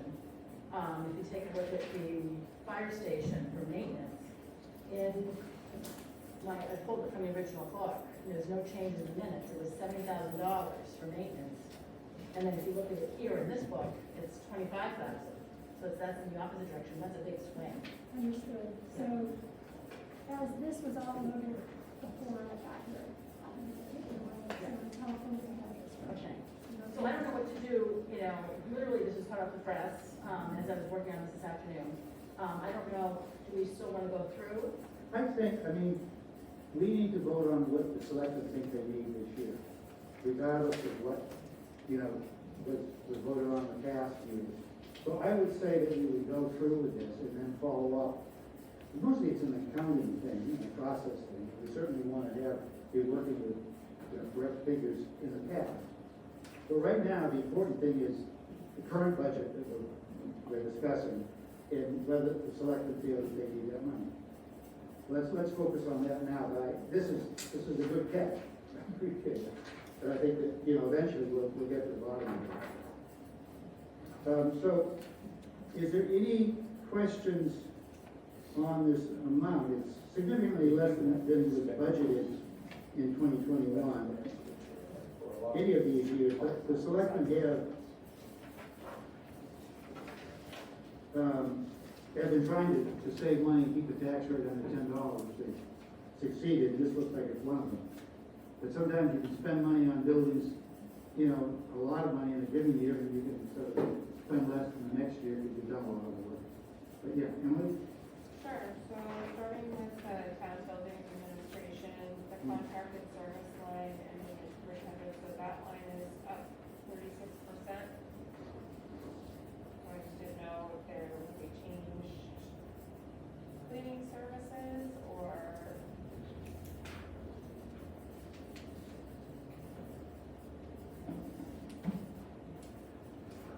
Yeah, it was around 4,000.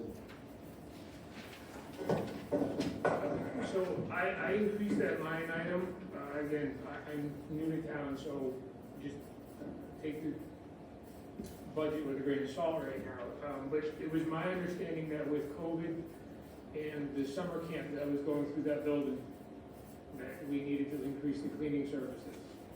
Knowing that we're still in a COVID situation, I'm assuming that the same thing is gonna happen. There's gonna be extra cleaning services going through there with the summer camp and the use of that building. So I padded that number a little bit, knowing that there's probably more coming because we're not getting out of this COVID situation anytime soon. Okay, great.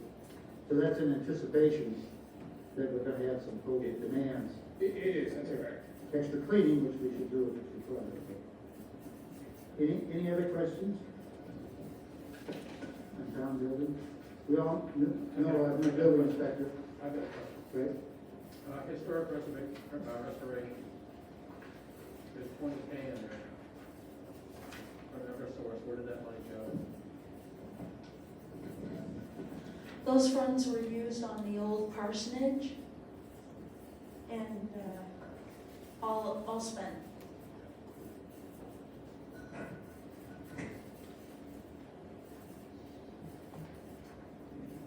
Old Parsonage has an HVAC system in it now. Yeah. Which has experience in the site of it. Any other questions on building? Have you all met our new building inspector, by the way? Stephen Pickland. I've heard of it. Nice to meet you. Stephen is also, not only is he the building inspector in the normal sense, but he also is sort of the superintendent of buildings here. And my experience is that Stephen is taking that task to heart as well. So he's looking after our buildings and making some good management decisions on buildings, which is terrific. I think that's in terms of management, I'm sure the selectmen, they have, happy to have someone who's looking after all the town and buildings. Okay, any further questions? Yeah, there's a large discrepancy from Jen's paperwork on the maintenance line item for the fire station, which I think we believe was 70,000. This is reported in here as 20,000, and it's being reduced to 12,000. So just justification, please, Bill.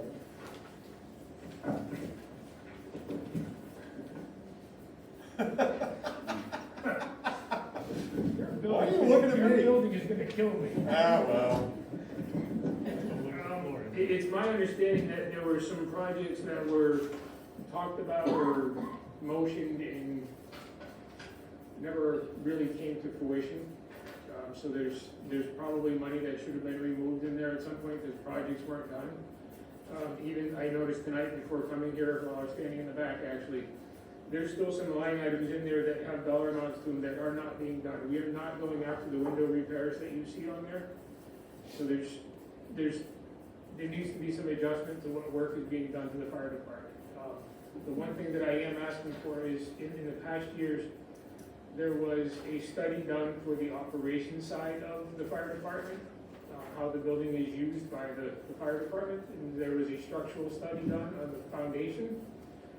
I'm asking for $6,000 to be spent now on an architectural study to find out if there's a way to make that building better for the fire department, to be better utilized, based on everything that's happening. Until I have that number, I'm not comfortable spending money on something that may end up being replaced if we move forward with a different project. So there's a lot of projects that were pulled out of the fire department prior to coming here. So that may be why the numbers don't seem to match up. Without asking you if you realize the hornet's nest you're stepping in, does the fire department and the board of selectmen have an agreement on a capital improvements plan for the fire station at this point that you guys have a handshake on?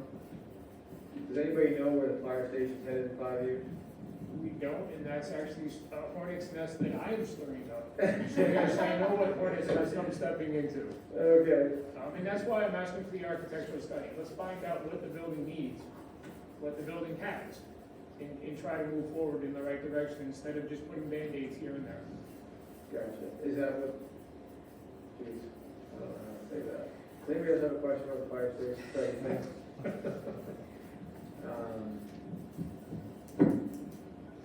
We know that this is gonna be a big issue down the road. 6,000 sounds like a rational way to look at it. And, you know, the selectmen had done stuff that had to be done, emergency stuff in terms of safety and that sort of thing. But I think this is a good way to go. And then after we get the study, you know, I'm sure there'll be lots of town hearings and stuff like that, and that needs to be done. Yeah, Emily? I have a question, it's not fire station related. The town hall, do we have, so the maintenance and repairs line item for that, is overspent. What is our plan for town hall? So town hall moving forward, we're gonna paint in the lobby and fix the water damage that was done. I have a proposal for that. We've actually encumbered some funds from 20, moving forward to have the building painted or the interior fixed and painted. The water stains that you see in this room will be taken care of. There's also a proposal out for putting a camera system in this auditorium and in the conference room in the back of the building that will be maintained by an outside company, and they will record all of the meetings for us and store them for 5 years. We have a proposal in there for a 1-year contract to see how it works. And there's also a proposal for a camera to be put out in the lobby that came upon a DMV audit, that there should be a camera facing that window to protect the clerks within that window. So there's a proposal in here as well to put a camera up in that lobby. And then there's also some money being allocated to repairing some of the LED lights that are out in the parking lot that aren't working. And other than that, there's no work being done to this building. Does that include the one that's on the ground outside right now? Yeah, It's actually still working. It is the, I know. It is still working. The power has been disconnected to that, but, yes, that will. I actually. Walking him. He's trying to Just see the snow plow, you know. It's the new walkway. On Saturday. And just, I've had a chance to take a look at this budget report that Jennifer put together. And now I recall, and Brandon, you will, because you made the motion, there were a series of cuts that were made to all town buildings by this committee when you reviewed the town hall. And one of them was the fire station. And it was dramatically reduced. So this $70,000 never hit town meeting. But I'll get you all the numbers. So I checked the minutes and didn't see it in the minutes.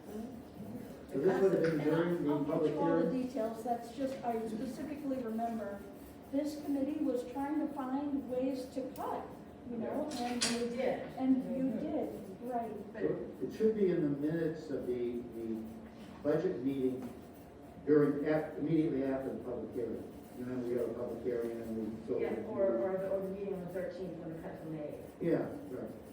But what doesn't make sense, Martha, is that our line was, like, just take the electricity in the town hall, our line on the budget book was $10,275. It's being reported as $11,500, meaning that we would have made a motion to increase it, which wouldn't have happened. That's gonna be all of us. Probably not. I've never done that. I'm glad to look at this, I'm just trying to Yeah. explain. No, you know, the a fire station does ring a bell. $70,000, right. The fire station rings a bell, because I think Moynihan was here, and I was coming after him. That's all right. I will say at the fire department, we are very happy with Mr. Paquin's movement, and let's figure out the long-term planning for the building. So he came to the Board of Fire Engineers in December, presented that. Good to hear. I think we need to spend money right the first time. Good, good. Any other questions on any of the buildings? Ellen? Stone School, the bane of everyone's existence. What's the plan for the Stone School? You know, this is the thing that just we talked about every year. It seems to be brought up. The other hornet's nest. Yeah. I had a meeting, and actually Pat was there with me, Assistant Chief Moran, with the Historical Society. They have been sternly told that nothing will happen to that building until they put a plan in front of me that makes sense, other than remediating the lead, asbestos, and any animal hazards or safety hazards that are within the building, so that somebody can go in and do a full assessment as to what that building needs as well. So right now, there are no plans to move forward with that building, other than abatements, if that's what they want to come forward with. Thank you. Any other questions on any buildings? All right, are we ready to vote? Yeah, we have the grand total of buildings, the bottom line, 151,947. Are we ready to vote on that? All in favor? Aye, okay. Opposed or abstentions? None. Okay, good. Thanks very much. So that was, okay, so we did we do elections, right?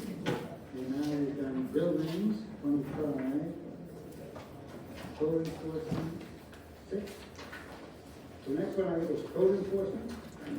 Right. The bottom line of that is,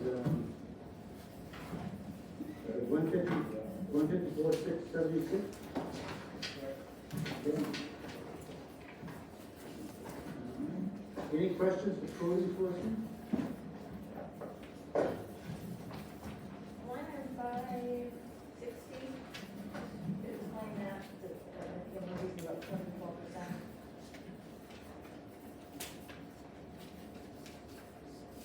Dues I'm and sorry, training? which line? 560, the training. Yes, there is an increase to that line.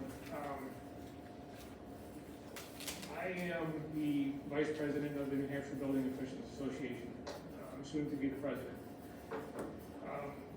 With my certifications from the International Code Council and being a member of that executive board, one of the trainings that I try to participate in every year if possible, and I have not been in the last 2 years, one budget restraints and then COVID hit, is the ICC annual business meeting and training conference that is held at a different location around the country every year. It is a 5-day intense training program put on by the folks that actually write the building codes. So it is really a great hands-on training to understand what the intent of the code was so that I can come back and make sure that I'm giving that back to the taxpayers and the business owners the way that it was meant to be put out. So there's an increase for me to go to that training. I will say it doesn't always happen, but it tends to happen for the executive board members that are participate more with the ICC and their council.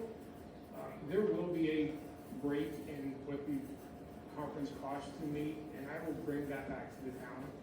So right now, this number shows what I'm anticipating the costs are gonna be. This coming conference is in, I think it's in Louisville, Kentucky. It's either in Kentucky or Missouri.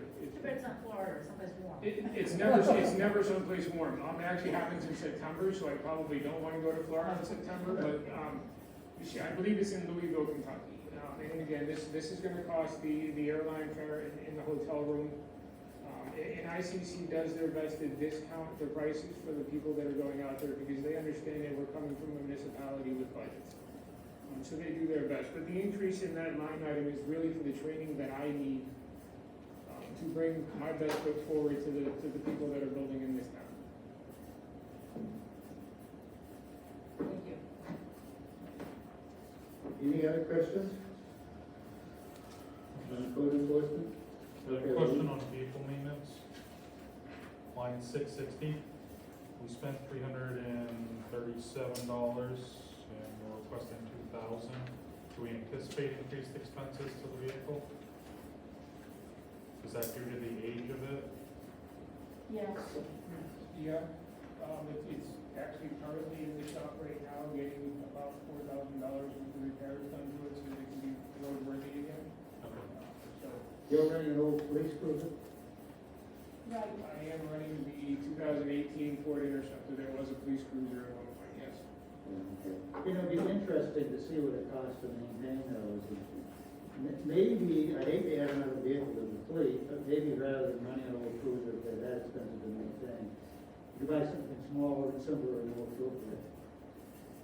I know the last building inspector said, when he drives up in a police cruiser, it just puts everybody on edge. All the buildings work, not necessarily the image you want, but anyway, that's up to you guys. I will agree. I mean, other municipalities all say the same thing because usually my department does get a hand-me-down from the police department. It's one of the easiest vehicles to get. Yeah.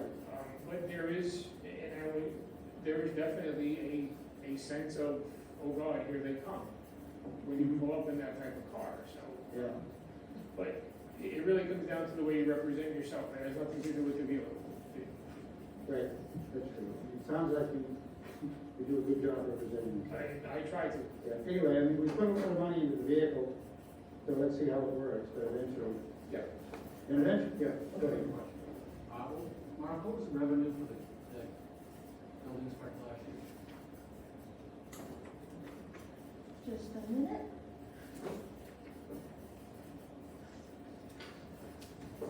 So it's divided into different groups, but the building permits for 2021 came in at 149,000.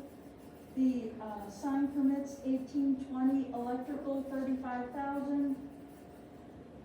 Actually, that was 34,447. Plumbing 29,899.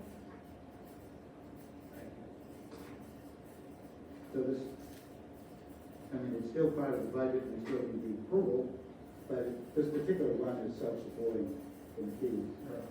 And more than but, yeah. Two other questions. One, Steve, do you guys still have an electrician or a plumbing inspector that's separate from you, or are you? I do have a electrical inspector and a plumbing inspector. I do plan on keeping them for the forthcoming year and then reassessing where we go from there. Are you qualified, or I should say qualified? I am certified electrical and plumbing for both commercial and residential buildings. Okay. And is it just a bandwidth time constraint thing where why you subbing out?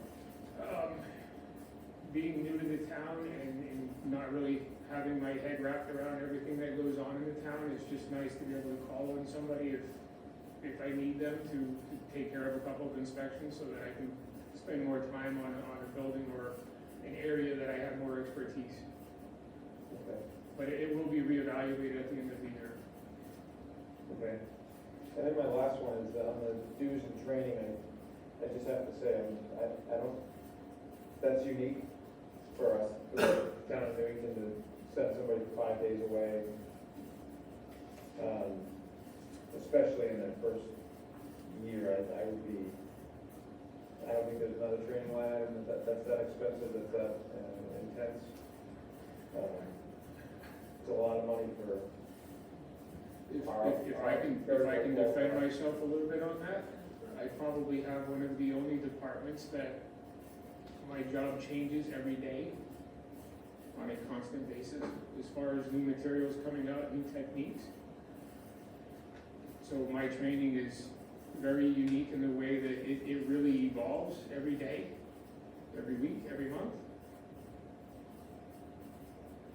Yeah, it's justified for the skills, but I'd say it's the same in the industry that we have, whether it's police enforcement or whether it's fire enforcement, especially in the first year. And I don't blame you for wanting to keep certification process up and be at the front leading edge of it, but I think I would assume that everybody's hired for the certifications that you maintain, and that's a big jump. Not when compared with how much he's taken in though. I mean, look at what he's taken in on issuing permits. To Yeah. maintain his professional certifications, I think it's small money. So I could misunderstand this, and that's very reasonable, I just misunderstand it, but is this part of the certification process?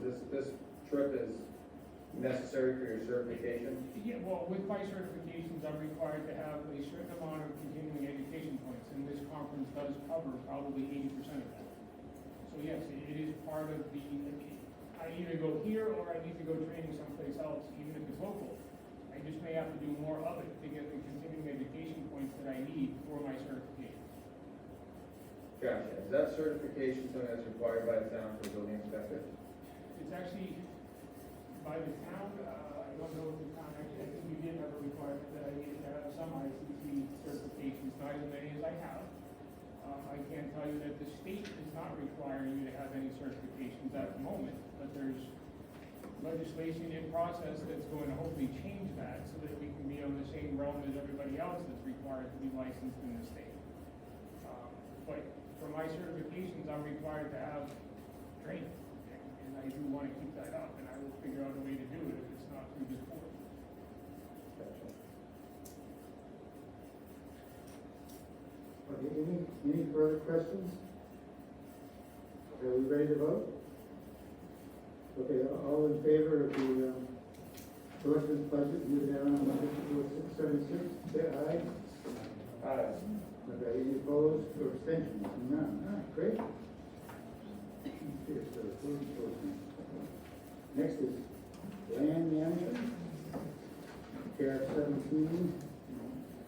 While everybody's moving that page, Selectman Flanagan, I agree with you, and it's really nice to see when there's revenue positive departments in town. Problem is, we can't just build the budget out to whatever that revenue comes in, because it negatively impacts every other department. There's some that have to be cash positive, so, mentally I try to say, don't think about that, don't think about that, don't think about that, because that money has to, it's almost like it has to be totally separate. There's prudent budgeting and then there's revenues. Well, and government buying of itself should not be a revenue generating, it's always gonna cost you more for government than it makes. Yeah, I don't want to get into too much philosophical. Brandon, just- I'm looking for a motion on the next subject, but Chief, is this relevant, can we move on? We've got to move on. All right. Just to speak to Brandon very quickly, the fire department, once you get promoted to a chief officer, we send you away for a week course in Maryland. So he's not the one-off town employee for this. And our firefighters are entitled to go to the National Fire Academy every year, if they choose so. So he's not a one-off. I'll remember that next year. Absolutely. Okay. I just didn't want you to say he's a one-off when he's No, not. that's interesting. I didn't realize that was the case. Thanks, Pat. The next thing is land management. We want to need a motion for 62,643.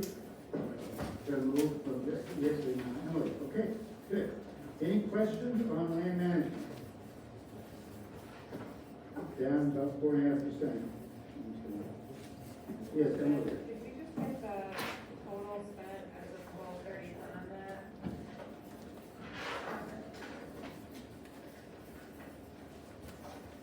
Did you get that? Yes, yep. That budget was overspent by 4,223. Okay, so that's around 70,500. Right, the lines that were overspent were portable restrooms. With COVID, the towns were required to have hand sanitizer in the porta potties, which increased the cost of these exponentially. Of course, the budget committee's cuts to the number of porta potties we had in town helped, but it's still overexpended. Gate repair, we did have to repair the gate at the highway garage. And Fox Point, we had a problem with drainage down at Fox Point that required us to overexpend that line. So you kind of a bad year, but you're coming in at 62.5, and you figure that's gonna be enough. You don't anticipate any similar problems. A question for you on gate repair and maintenance, that seems to be down an awful lot. Have we looked into cost of replacing with something better, that's more functional, with less breakdowns? We haven't, the cost of the gate is pretty substantial. I believe it would be over 20,000, but we could certainly look into that. Highway is oftentimes able to repair it themselves, but in this case, one of the sensors went, I believe, last year. Thank you. Doesn't it seem like that's always broken, the gate? Who said that to her? You She's the know, one who gets something, complaints all the time. and I know it's a really nice thing the town's offering residents. But it just feels like we're always fixing it. I don't know if there's just another way to address it, we're just fixing it sometimes. Interesting, it's kind of a fragile design. Yeah. But a new replacement may be very expensive, but presumably this is something that we can look into. Well, if you could stop people from getting drunk and driving into it, that'd be one of our big That would problems. be a help.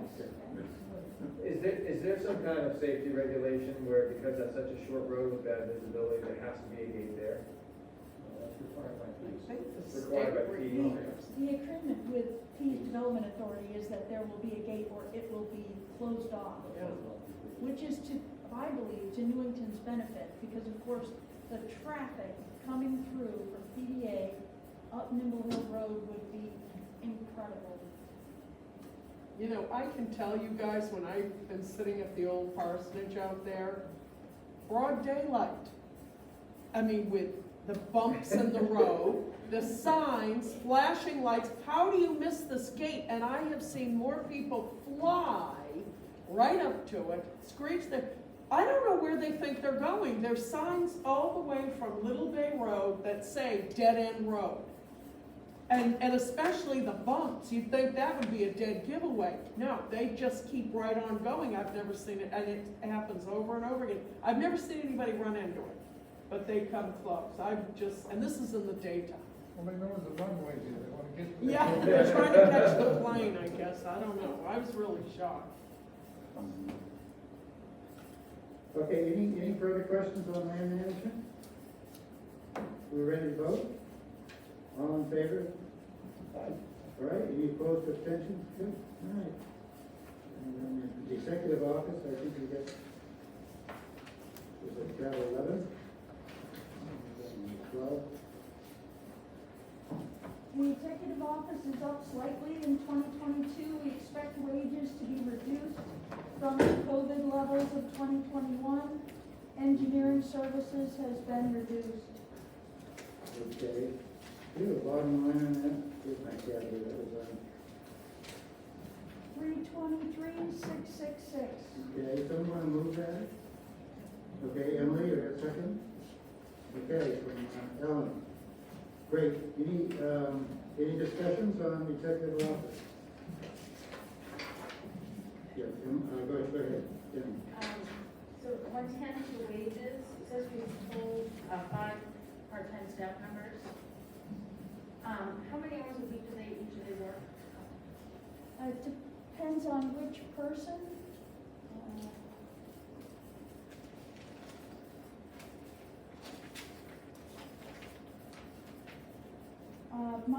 So these hours will be average.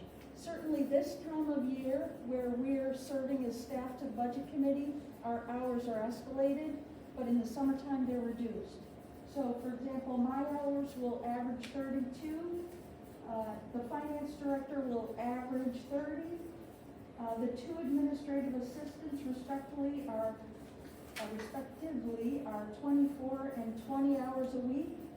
And the project manager is roughly 4.5 hours per week. But that's solely dependent on when projects come up that the board needs to have work done on.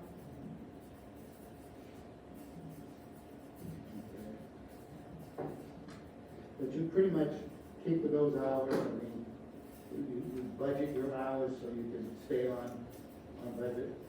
Yes. Okay. Good. Martha, if I heard you correctly, I thought you said wages went down? Is that what you said when you opened the book here? Yes, they reduced from 2021 expenditures. Oh, okay, well, I guess I don't have that. I've got end of, I've got end of November here again, which is 190. What did you guys actually end up at? We're at, You know what, you don't have to do that, Martha. I have the same. I can look there, sorry. The laziness. Anything else in the executive office, any other questions? Engineering services.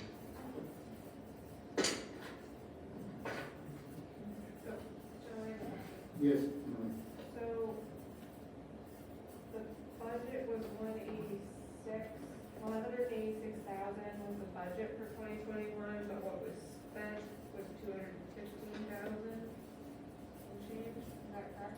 right. Okay, and what was that? This was a number of factors. Number one, we were still in COVID mode through June of this year, last year, and we had some large issues going on, both grants that the selectmen asked for, Paul DeShane, our project manager, to help write for us, as well as closing out some of the big grants that we've been working on during COVID. We still have one actually that the FEMA grant that has to be finalized. So all of those things culminated to, we worked more hours.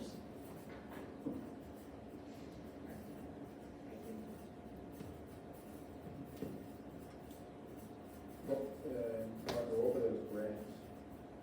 I'm sorry? What were the grants? There was a grant for fiber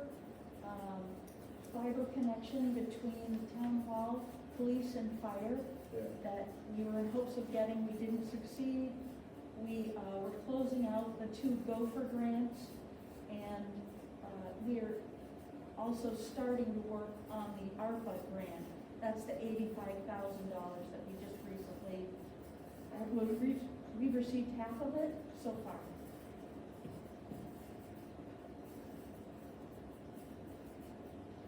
Can you talk a little bit about the actuarial expense? I know it went down, but why it's, or is that the same? What really is the purpose of that? That's a federal requirement that the town annually now have an actuarial review of our employees and the liability of, this started from Orange County, California, when the retirement funds were not readily available by a community, and in that case, a county, and we know they went belly up. So now the federal government requires actuarial reviews. This year is our full review. Every 2-3 years, we have to have a full review done. So next year and the year after, 23 and 24, it will be a smaller amount, but still an expense.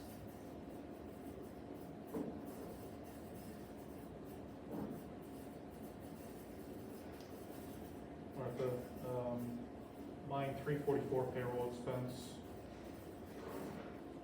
That's up pretty significantly. $500 more than actual spend. What's attributing to that? Is that just I is believe town there of were its some- own, or? Yeah, I believe there were some forms that we didn't get to order in 2021 that we'll have to in 2022. Could be the purchase orders, and I can check on that. Thank you. The actual spent on that one, Christian, was $929 Yes. for the year. So that was the complete, what they have there for November, so that is the purchase at the end of the year. And this line serves the whole town, so all of the accounts payable checks, payroll checks, POs are for all the departments. Is there a breakdown of what it costs us are we producing paper checks to We are. employees? We really try to get them not to There's- use paper There's checks. under 10 paper checks per payroll. Okay, The rest of them are drop okay. Thank you. Any further questions? Town office, are we ready to vote? Okay. Advertising, 545. We overspent that quite a bit. Is there a advertising opportunity then at 2536? We complete all of the advertising for budget committee and any sale of town property, any public hearing, and there were quite a few of all of those this year. We try to keep it to a minimum, keep our ads small whenever possible. Can you explain that again, Martha? So- You advertise things, and you're talking about public payroll. notices. Slash notices. Yeah, Right, so for example, the public hearing that we're having next week has to be advertised. Sure, but we advertise that every year. We sure do, right. So And we'll- then sale of town property happened. I can give you the The budget, just for the committee's sake, budget for 2021 was 1,000, it was overspent 2536, and now it's at the new department budget, 1,700.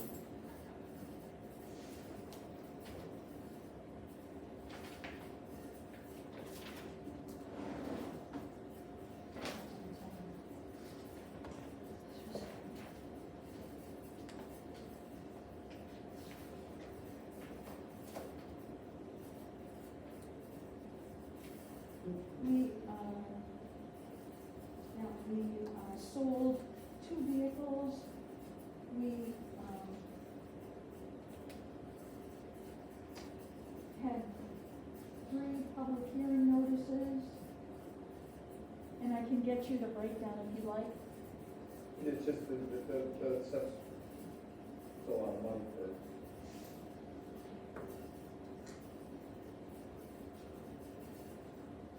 That's all that's in there, though, there's notices for the public. Right, right. Well, there was also news in my job, right there, and Stevens. Thank you. Hours. We advertised for 2 new positions this year. Did you pay, service, or was that, how did you advertise? We advertised New Hampshire Municipal Association, Seacoast News, and they also offer a web, Okay. service when you do it. Then I'll run it up, thank you. Any further questions? Are we ready to vote? We've got a total of 323,666. All in favor? Aye. Aye. Opposed or abstentions? None. Okay. Good.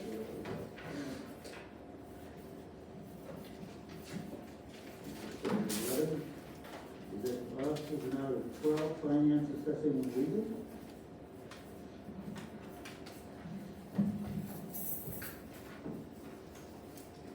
And we got, The finance and assessing budgets have increased by $2,000 in 2022, with assessing services increased to provide a statistical update of assessments in town and reprogramming of our vision software, which you all see on the website. This will delay the town having to do a full revaluation until 2027. A new line item for trust management fee is included as the capital reserve funds are moving to Three Bearings Investment Group, which manages over 30 towns in the state. This will allow the town's investments to be on average receiving 5% annually rather than the 0.5% we've been getting from TD Bank.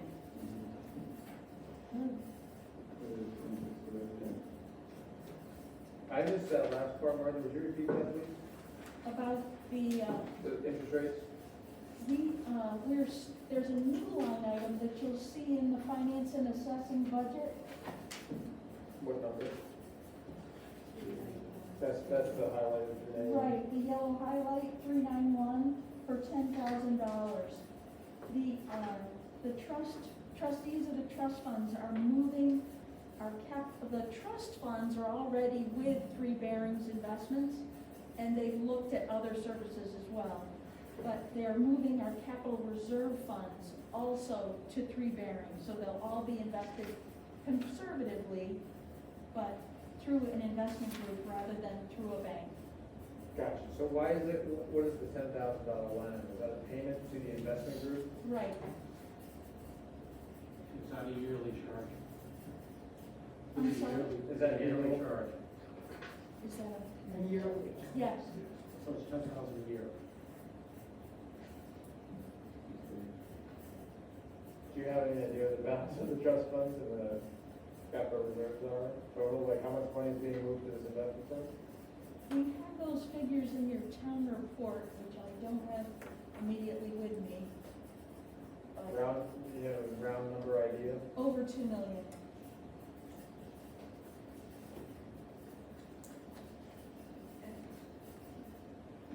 Whereas if, I know you mentioned that there's a bunch of other municipalities that use this firm that have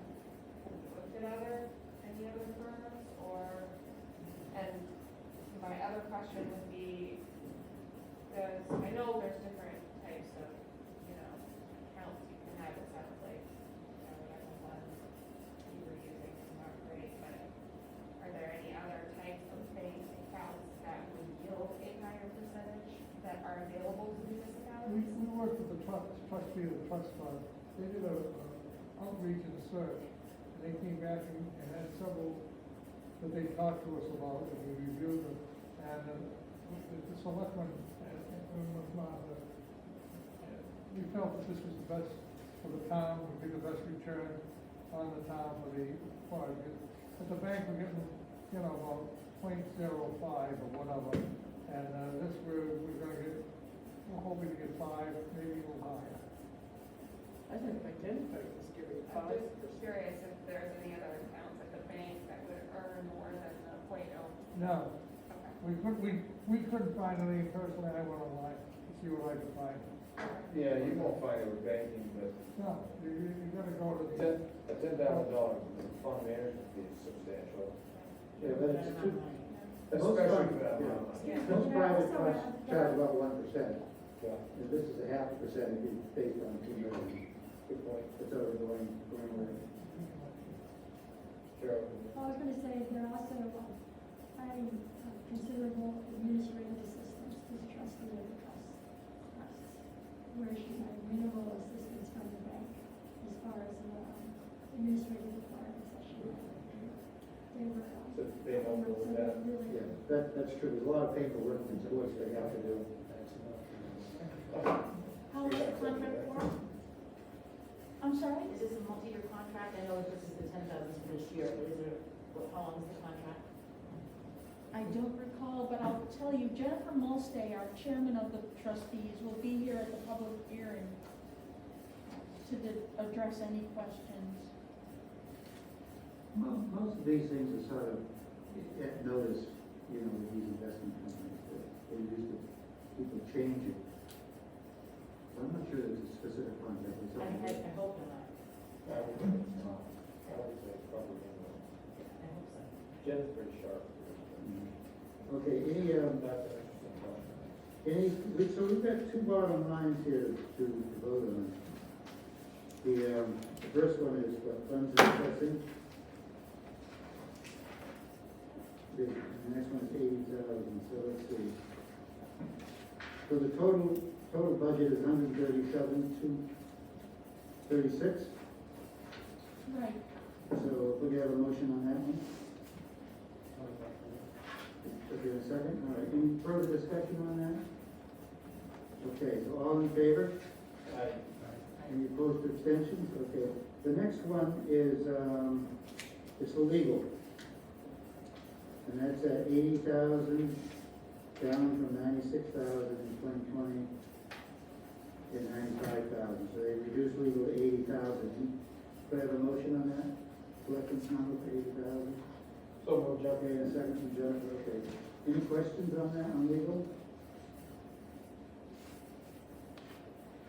Just to review, folks, you know, the selectmen hold most of the legal funds. It's only the planning board that has a small legal fund of their own. Everyone else depends on central representation. So, are we ready to vote? Hold on, I just. Okay, go ahead. I have one question that I'm trying to scramble through my paperwork to find the answer to. What ended up being spent on that line item for last year? Which line item? Legal budget. Sorry, the whole budget, legal. The bottom line. And then 93,061.85. So we're expecting a significant decrease in legal services for this year. Yes, we've wrapped up most of our negotiations for assessment lawsuits and expect it to be reduced. Okay, great. How's your lobbying services, coming up this year? Anything that's happening at state level? Yes, we do. There's a fee for the donor town issue, a lobbyist that takes care of that. That'll be in the range of, it'll be under $2,000. Other than that, it's all legal.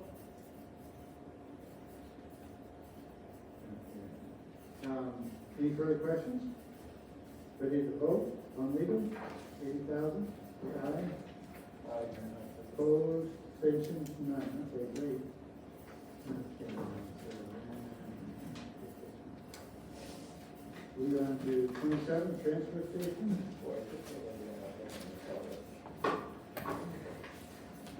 No, I keep putting it to listen. I thought we were halfway, like a half an hour, you know. So we've got, we got 3 different budgets here? Yes, Or is it 2? I got 86,000 for total department budget transfer station, and then residual waste is 93, residential waste. So two budgets. All right, I'll so, make a motion to, open for discussion, the selecting budget $86,076 for transfer station collection. okay, wait a second. Emily, great. Any questions? Big increase in salaries, but not dollar amounts, but percentage wise, is that because of new employee or More hours? more hours maybe? I had the same question. yes, the employee rates did increase slightly in that department. And, but Craig is doing a great job with it. We were able to reduce, the brush and building materials costs since COVID started. You'll recall that everyone was home, and so they were starting to clean out their yards and their houses, and the influx to the transfer station was incredible.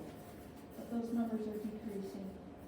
We voted an increase for their salaries across the board. A lot of it was to even out, like, one individual worked part-time at highway and part-time at the transfer station, and you're getting paid 2 different rates. The accountant was spending more time figuring out what rate he was getting paid at than if we just gave him a $2 increase at the transfer station, and they didn't have to spend all that time figuring out which rate he was getting. Okay. So people at the transfer station got a, called a step increase or wage adjustment on top of the COLA. Right, okay. Yeah. And we were about $2 an hour? Yeah, So what did it go from what to what? from 18 to 20, Okay. We're getting 20, that's what they get on the highway? yeah. Okay.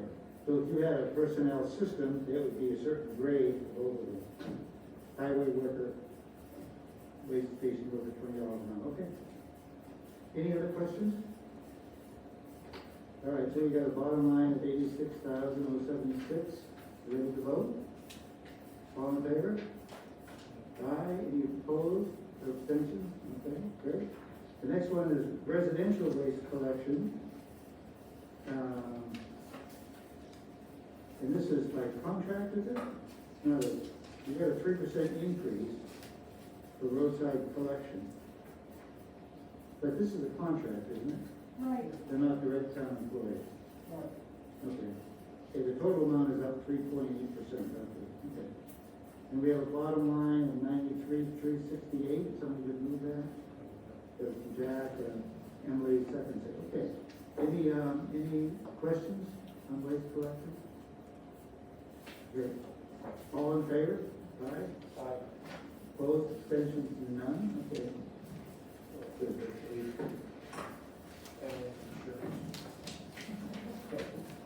Okay, now we're down to insurance, in regional associations, tab 16. Okay, so we have bottom line for insurance is up 1.28%, at 286, 158. Do you have a motion on that? Okay, from Chris, good, and a second, Emily. All right, any questions on insurance? I can offer that, this has increased slightly by $4,000. You'll note that the actual amount expended in '21 was significantly less. As the Board of Directors for Primex, which is a public fund of towns and cities, voted to give refunds back to towns and cities. Due to COVID, there were fewer insurance claims.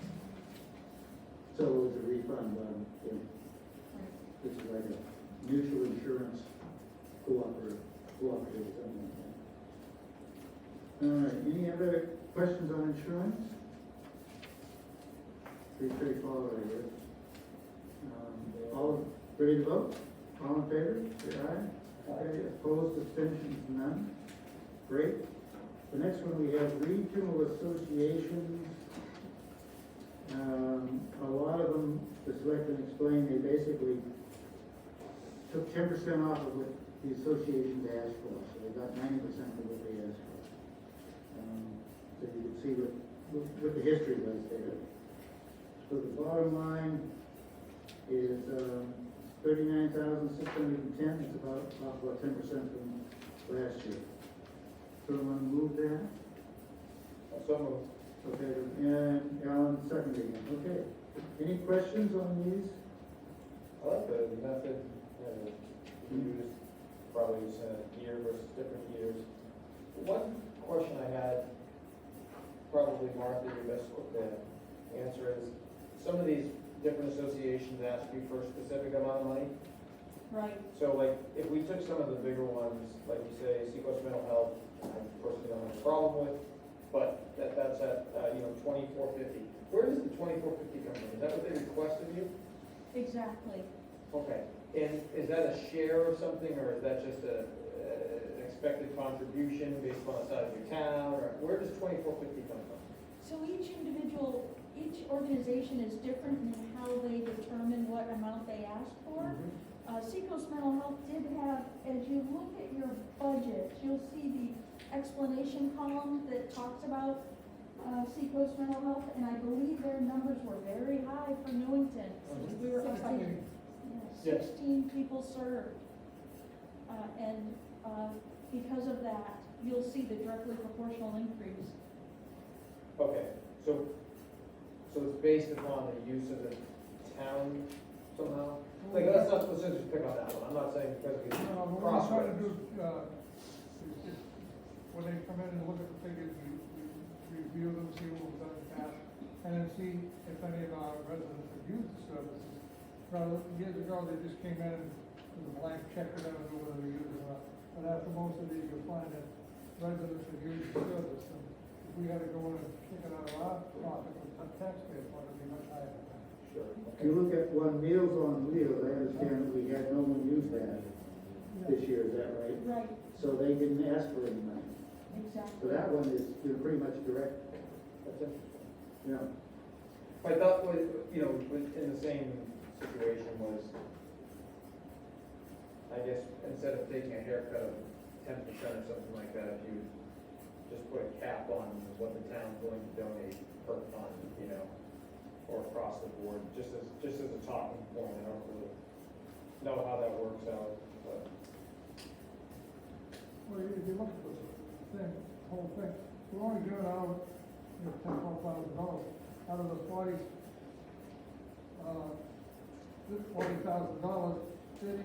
$30 of it is for posts. So I mean, we're not throwing money around like manhole covers. Yes, it's pretty limited, yeah. In years past, we used to donate to other environmental groups and things like that, over the years we trimmed that back. Right? So we're not, it's Ted says, it's pretty parsimonious. Yeah. Coast is the big one, and that's, it's a real necessity for our commercial district. Okay, did we have a motion on that one? 39, 610. Do we have a motion? Yeah, Chris, a second. Emily, okay. Any other questions on association? Regional association. Everyone votes? All in favor? Aye. Any opposed? Abstentions? Negative. Okay, good. Okay, 24 is street lighting. That's down almost 15%. Could I have a motion for 14,060 on this one? From Emily in a second, to Chris, okay. So how did we say about 15%? Is the new lights or something? The LED conversion project is in its final year of saving the town funds, Okay. and so it should start to level off, but also we expect due to electricity increases Yeah. for this budget to get hit. Mhm. So this reflects savings from the LED lights, but also factoring the rate increase. So- Right, thank you. Yep, okay. Any questions? if we can vote, all in favor? Aye, opposed, or abstentions, none, okay, great. Now we're down to pest control, page 19. We got a pest control, health is 0, okay, let's look at it. All right, pest control, let's have a motion on that one at $30,725, down about 5%. Do a motion from Chris and second from Jennifer. Okay, Chris, any questions on pest control? I just make a comment. Sure. Last year I'd asked, that we look at some other alternatives, and Martha, you had reached out to the progressive vendor that we use for mosquito control. But I'd just like to comment that, reaching out to the vendor that we use to ask them for alternatives is probably not a good way to find an alternative. I think that this is something we talk about every year, and it's something we're spraying stuff into the air. We're talking about putting clean rooms at the fire station to get rid of carcinogens, but we're going around the town spraying. So I think it's worth having a discussion about every year and as continuing to look at every year as a town. Okay. I'm gonna vote on all of these individually, just because they're listed that way. Did the cost decrease or did our budget decrease? Our budget decreased. Nice. Good. All right. You wanna vote on the pest control budget? You ready? The 30,700, all in favor? Aye. Abstentions, abstains? Negative, one office, two opposed? Okay, and the rest in favor? Okay, good. Health is $1, just to hold that line open. So I have a motion to put $1 in the health line. Yeah. Okay, all in favor of the dollar? Wish they were all like that. Welfare assistance is down a lot, it's down 90%. The selectmen asking for 1,000, I have a motion on that. I have a motion, a second from Jennifer, okay? Good, so why is it down? We just had let's go ahead. With the end of the governor's COVID emergency order, people were able to return to work, and our welfare budget can be reduced. Okay, yep. We're a small town, so that budget goes up and down depending on what the needs are, so now it's down a bit. All right, any further questions on that? All in favor of 1,000 for welfare? All right. Any opposed or abstentions? None. Okay. Debt service capital outlay. Do we need to return to that? I think we do, don't we? I think so. We already voted on that? We voted on that, right? Yeah, we did it both. So that's the 77,590, I think we voted on that. Good. Okay. Now it brings us to old business. Good job, folks, on getting through this. The first one is fire department. We need to add $1 for the vacation buyout, just to keep that line open. And it looks like the total is $1,884,000. Is it that much? Oh, the new total. We're adding $1 to it. Again, you lose, you don't put it in, you lose that line item. So if I have a motion to add $1 for that line item, okay, and Jack is second. Okay, any discussion? If we get plenty of money, we just want to keep the line on. Okay, all in favor, adding that $1? Okay. The next one is Historic District Commission. I could sort of speak to this one, because I was at that meeting. Apparently, the HDC is putting in a grant, asking for a grant. They thought it was going to be peaked at 8,000, the possibility it's 10,000. This is only spent if they get the grant. And it's for documenting, looking through certain documents that Newington has, and photographing them, relevant to indentured servants. I don't know if any of you, but my Scottish ancestors came here as indentured servants in 1651 after they lost the Battle of Culloden. So, there you go. there's a book about it, it's quite interesting. Any discussion or questions on this? Again, I said, this is funded, if it's not funded by a grant, it's not spent. So, but that is not related to the warrant article or the records. No, that's a separate thing, this is a specific project that they qualify for grant for. Is that the CLG grant, or what, yes.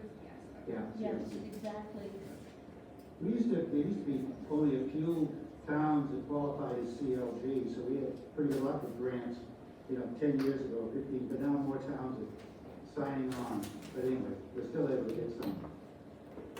When I first got here about 15, 16 years ago, I spoke in Congress to get a grant to do the church, and we got a CLG grant for, about $200,000 or something. It wasn't the whole amount, but it was a big savings for the town, that the state paid care of some grant money to restore the old meeting house, which we call the church. Okay, so if we can vote on that, so that's increasing their line item by $2,000 in that particular one, from 8 to 2.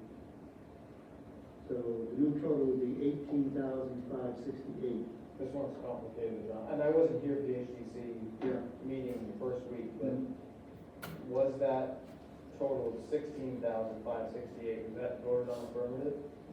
It was, to my knowledge. I assume it was. Right, there was a warrant article that was tied 4-4. Last week. But what about in December? The HDC budget, you have those minutes.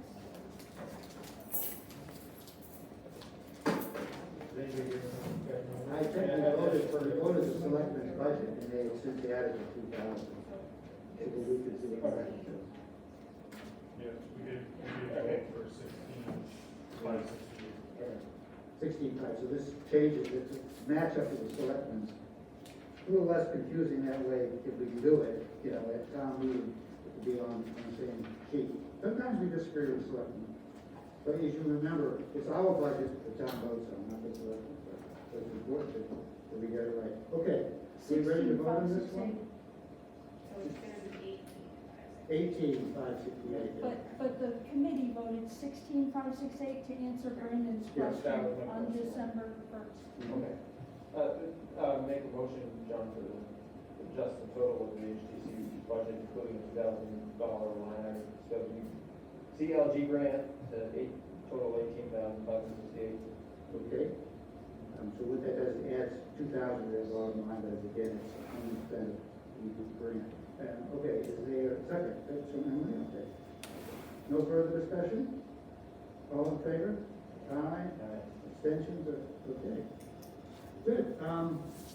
Any other business to come before this committee? I got a quick one for you, John. All right. I just got a message, and he must be listening, from Chief Philadelphia. And bear with me, I'm gonna read it verbatim. We shouldn't have anything left in our capital reserve account for the cruiser. The invoice for the equipment to outfit the cruiser was sent to Town Hall on November 11th. The equipment should have been paid for. I hope this answers the question. I pissed right now. Okay, so we got the invoice during the fiscal year. So that He believes it was ordered during the fiscal year and it's outfitted during the fiscal year. So that capital outlay discrepancy on the 39 that was spent or something like that, we could just look back into that, Mark and Cheryl. It sounds from the chief like it was spent out of the capital reserve line, but we'll look into it. Yeah, just double check on it. Okay, good. Any other old business? Okay, I'll take a motion to adjourn. Emily, good, hope you have a second. Okay. All in favor? Thank you very much, folks. Thank you. Selectmen, fire, all the time.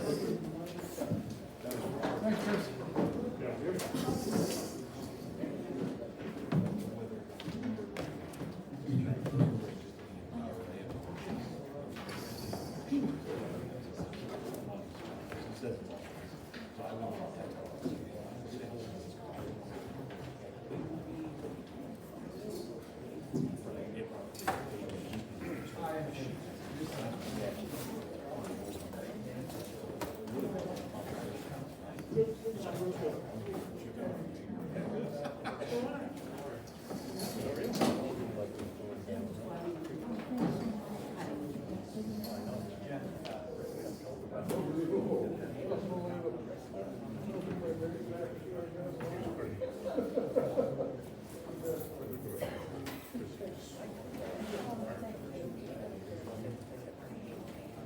not on that, he just on there, he was different, it was separate.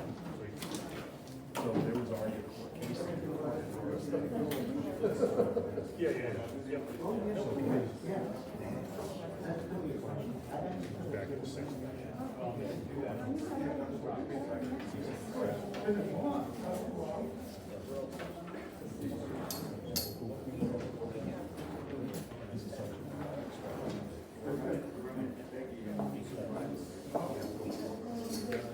Well, did he come in after you did all the heavy lifting? Yeah, he did. He just lets me run my mouth. That's all. So maybe.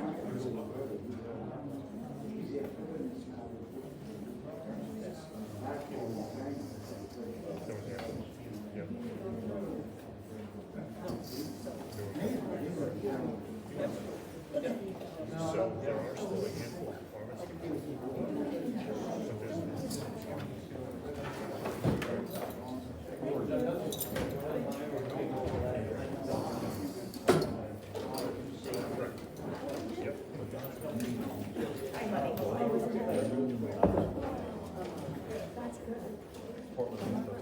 Excuse me, excuse me. Did he bring his tractor? We used the two-wheeler. That's all.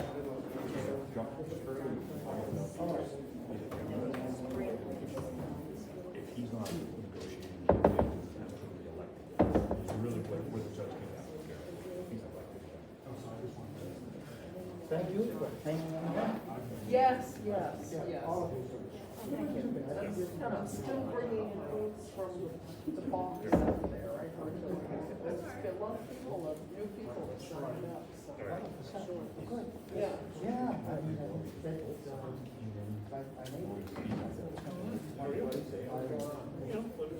Yeah, see, we got one more, two more days. Yeah. So I was texting Bill, he was like, dude, I just spoke to you. And I was like, Yeah. I don't know how you guys, I listen to all this and it makes my head, I don't miss it at all. You do a good job, though. everybody does it. Yeah, yeah.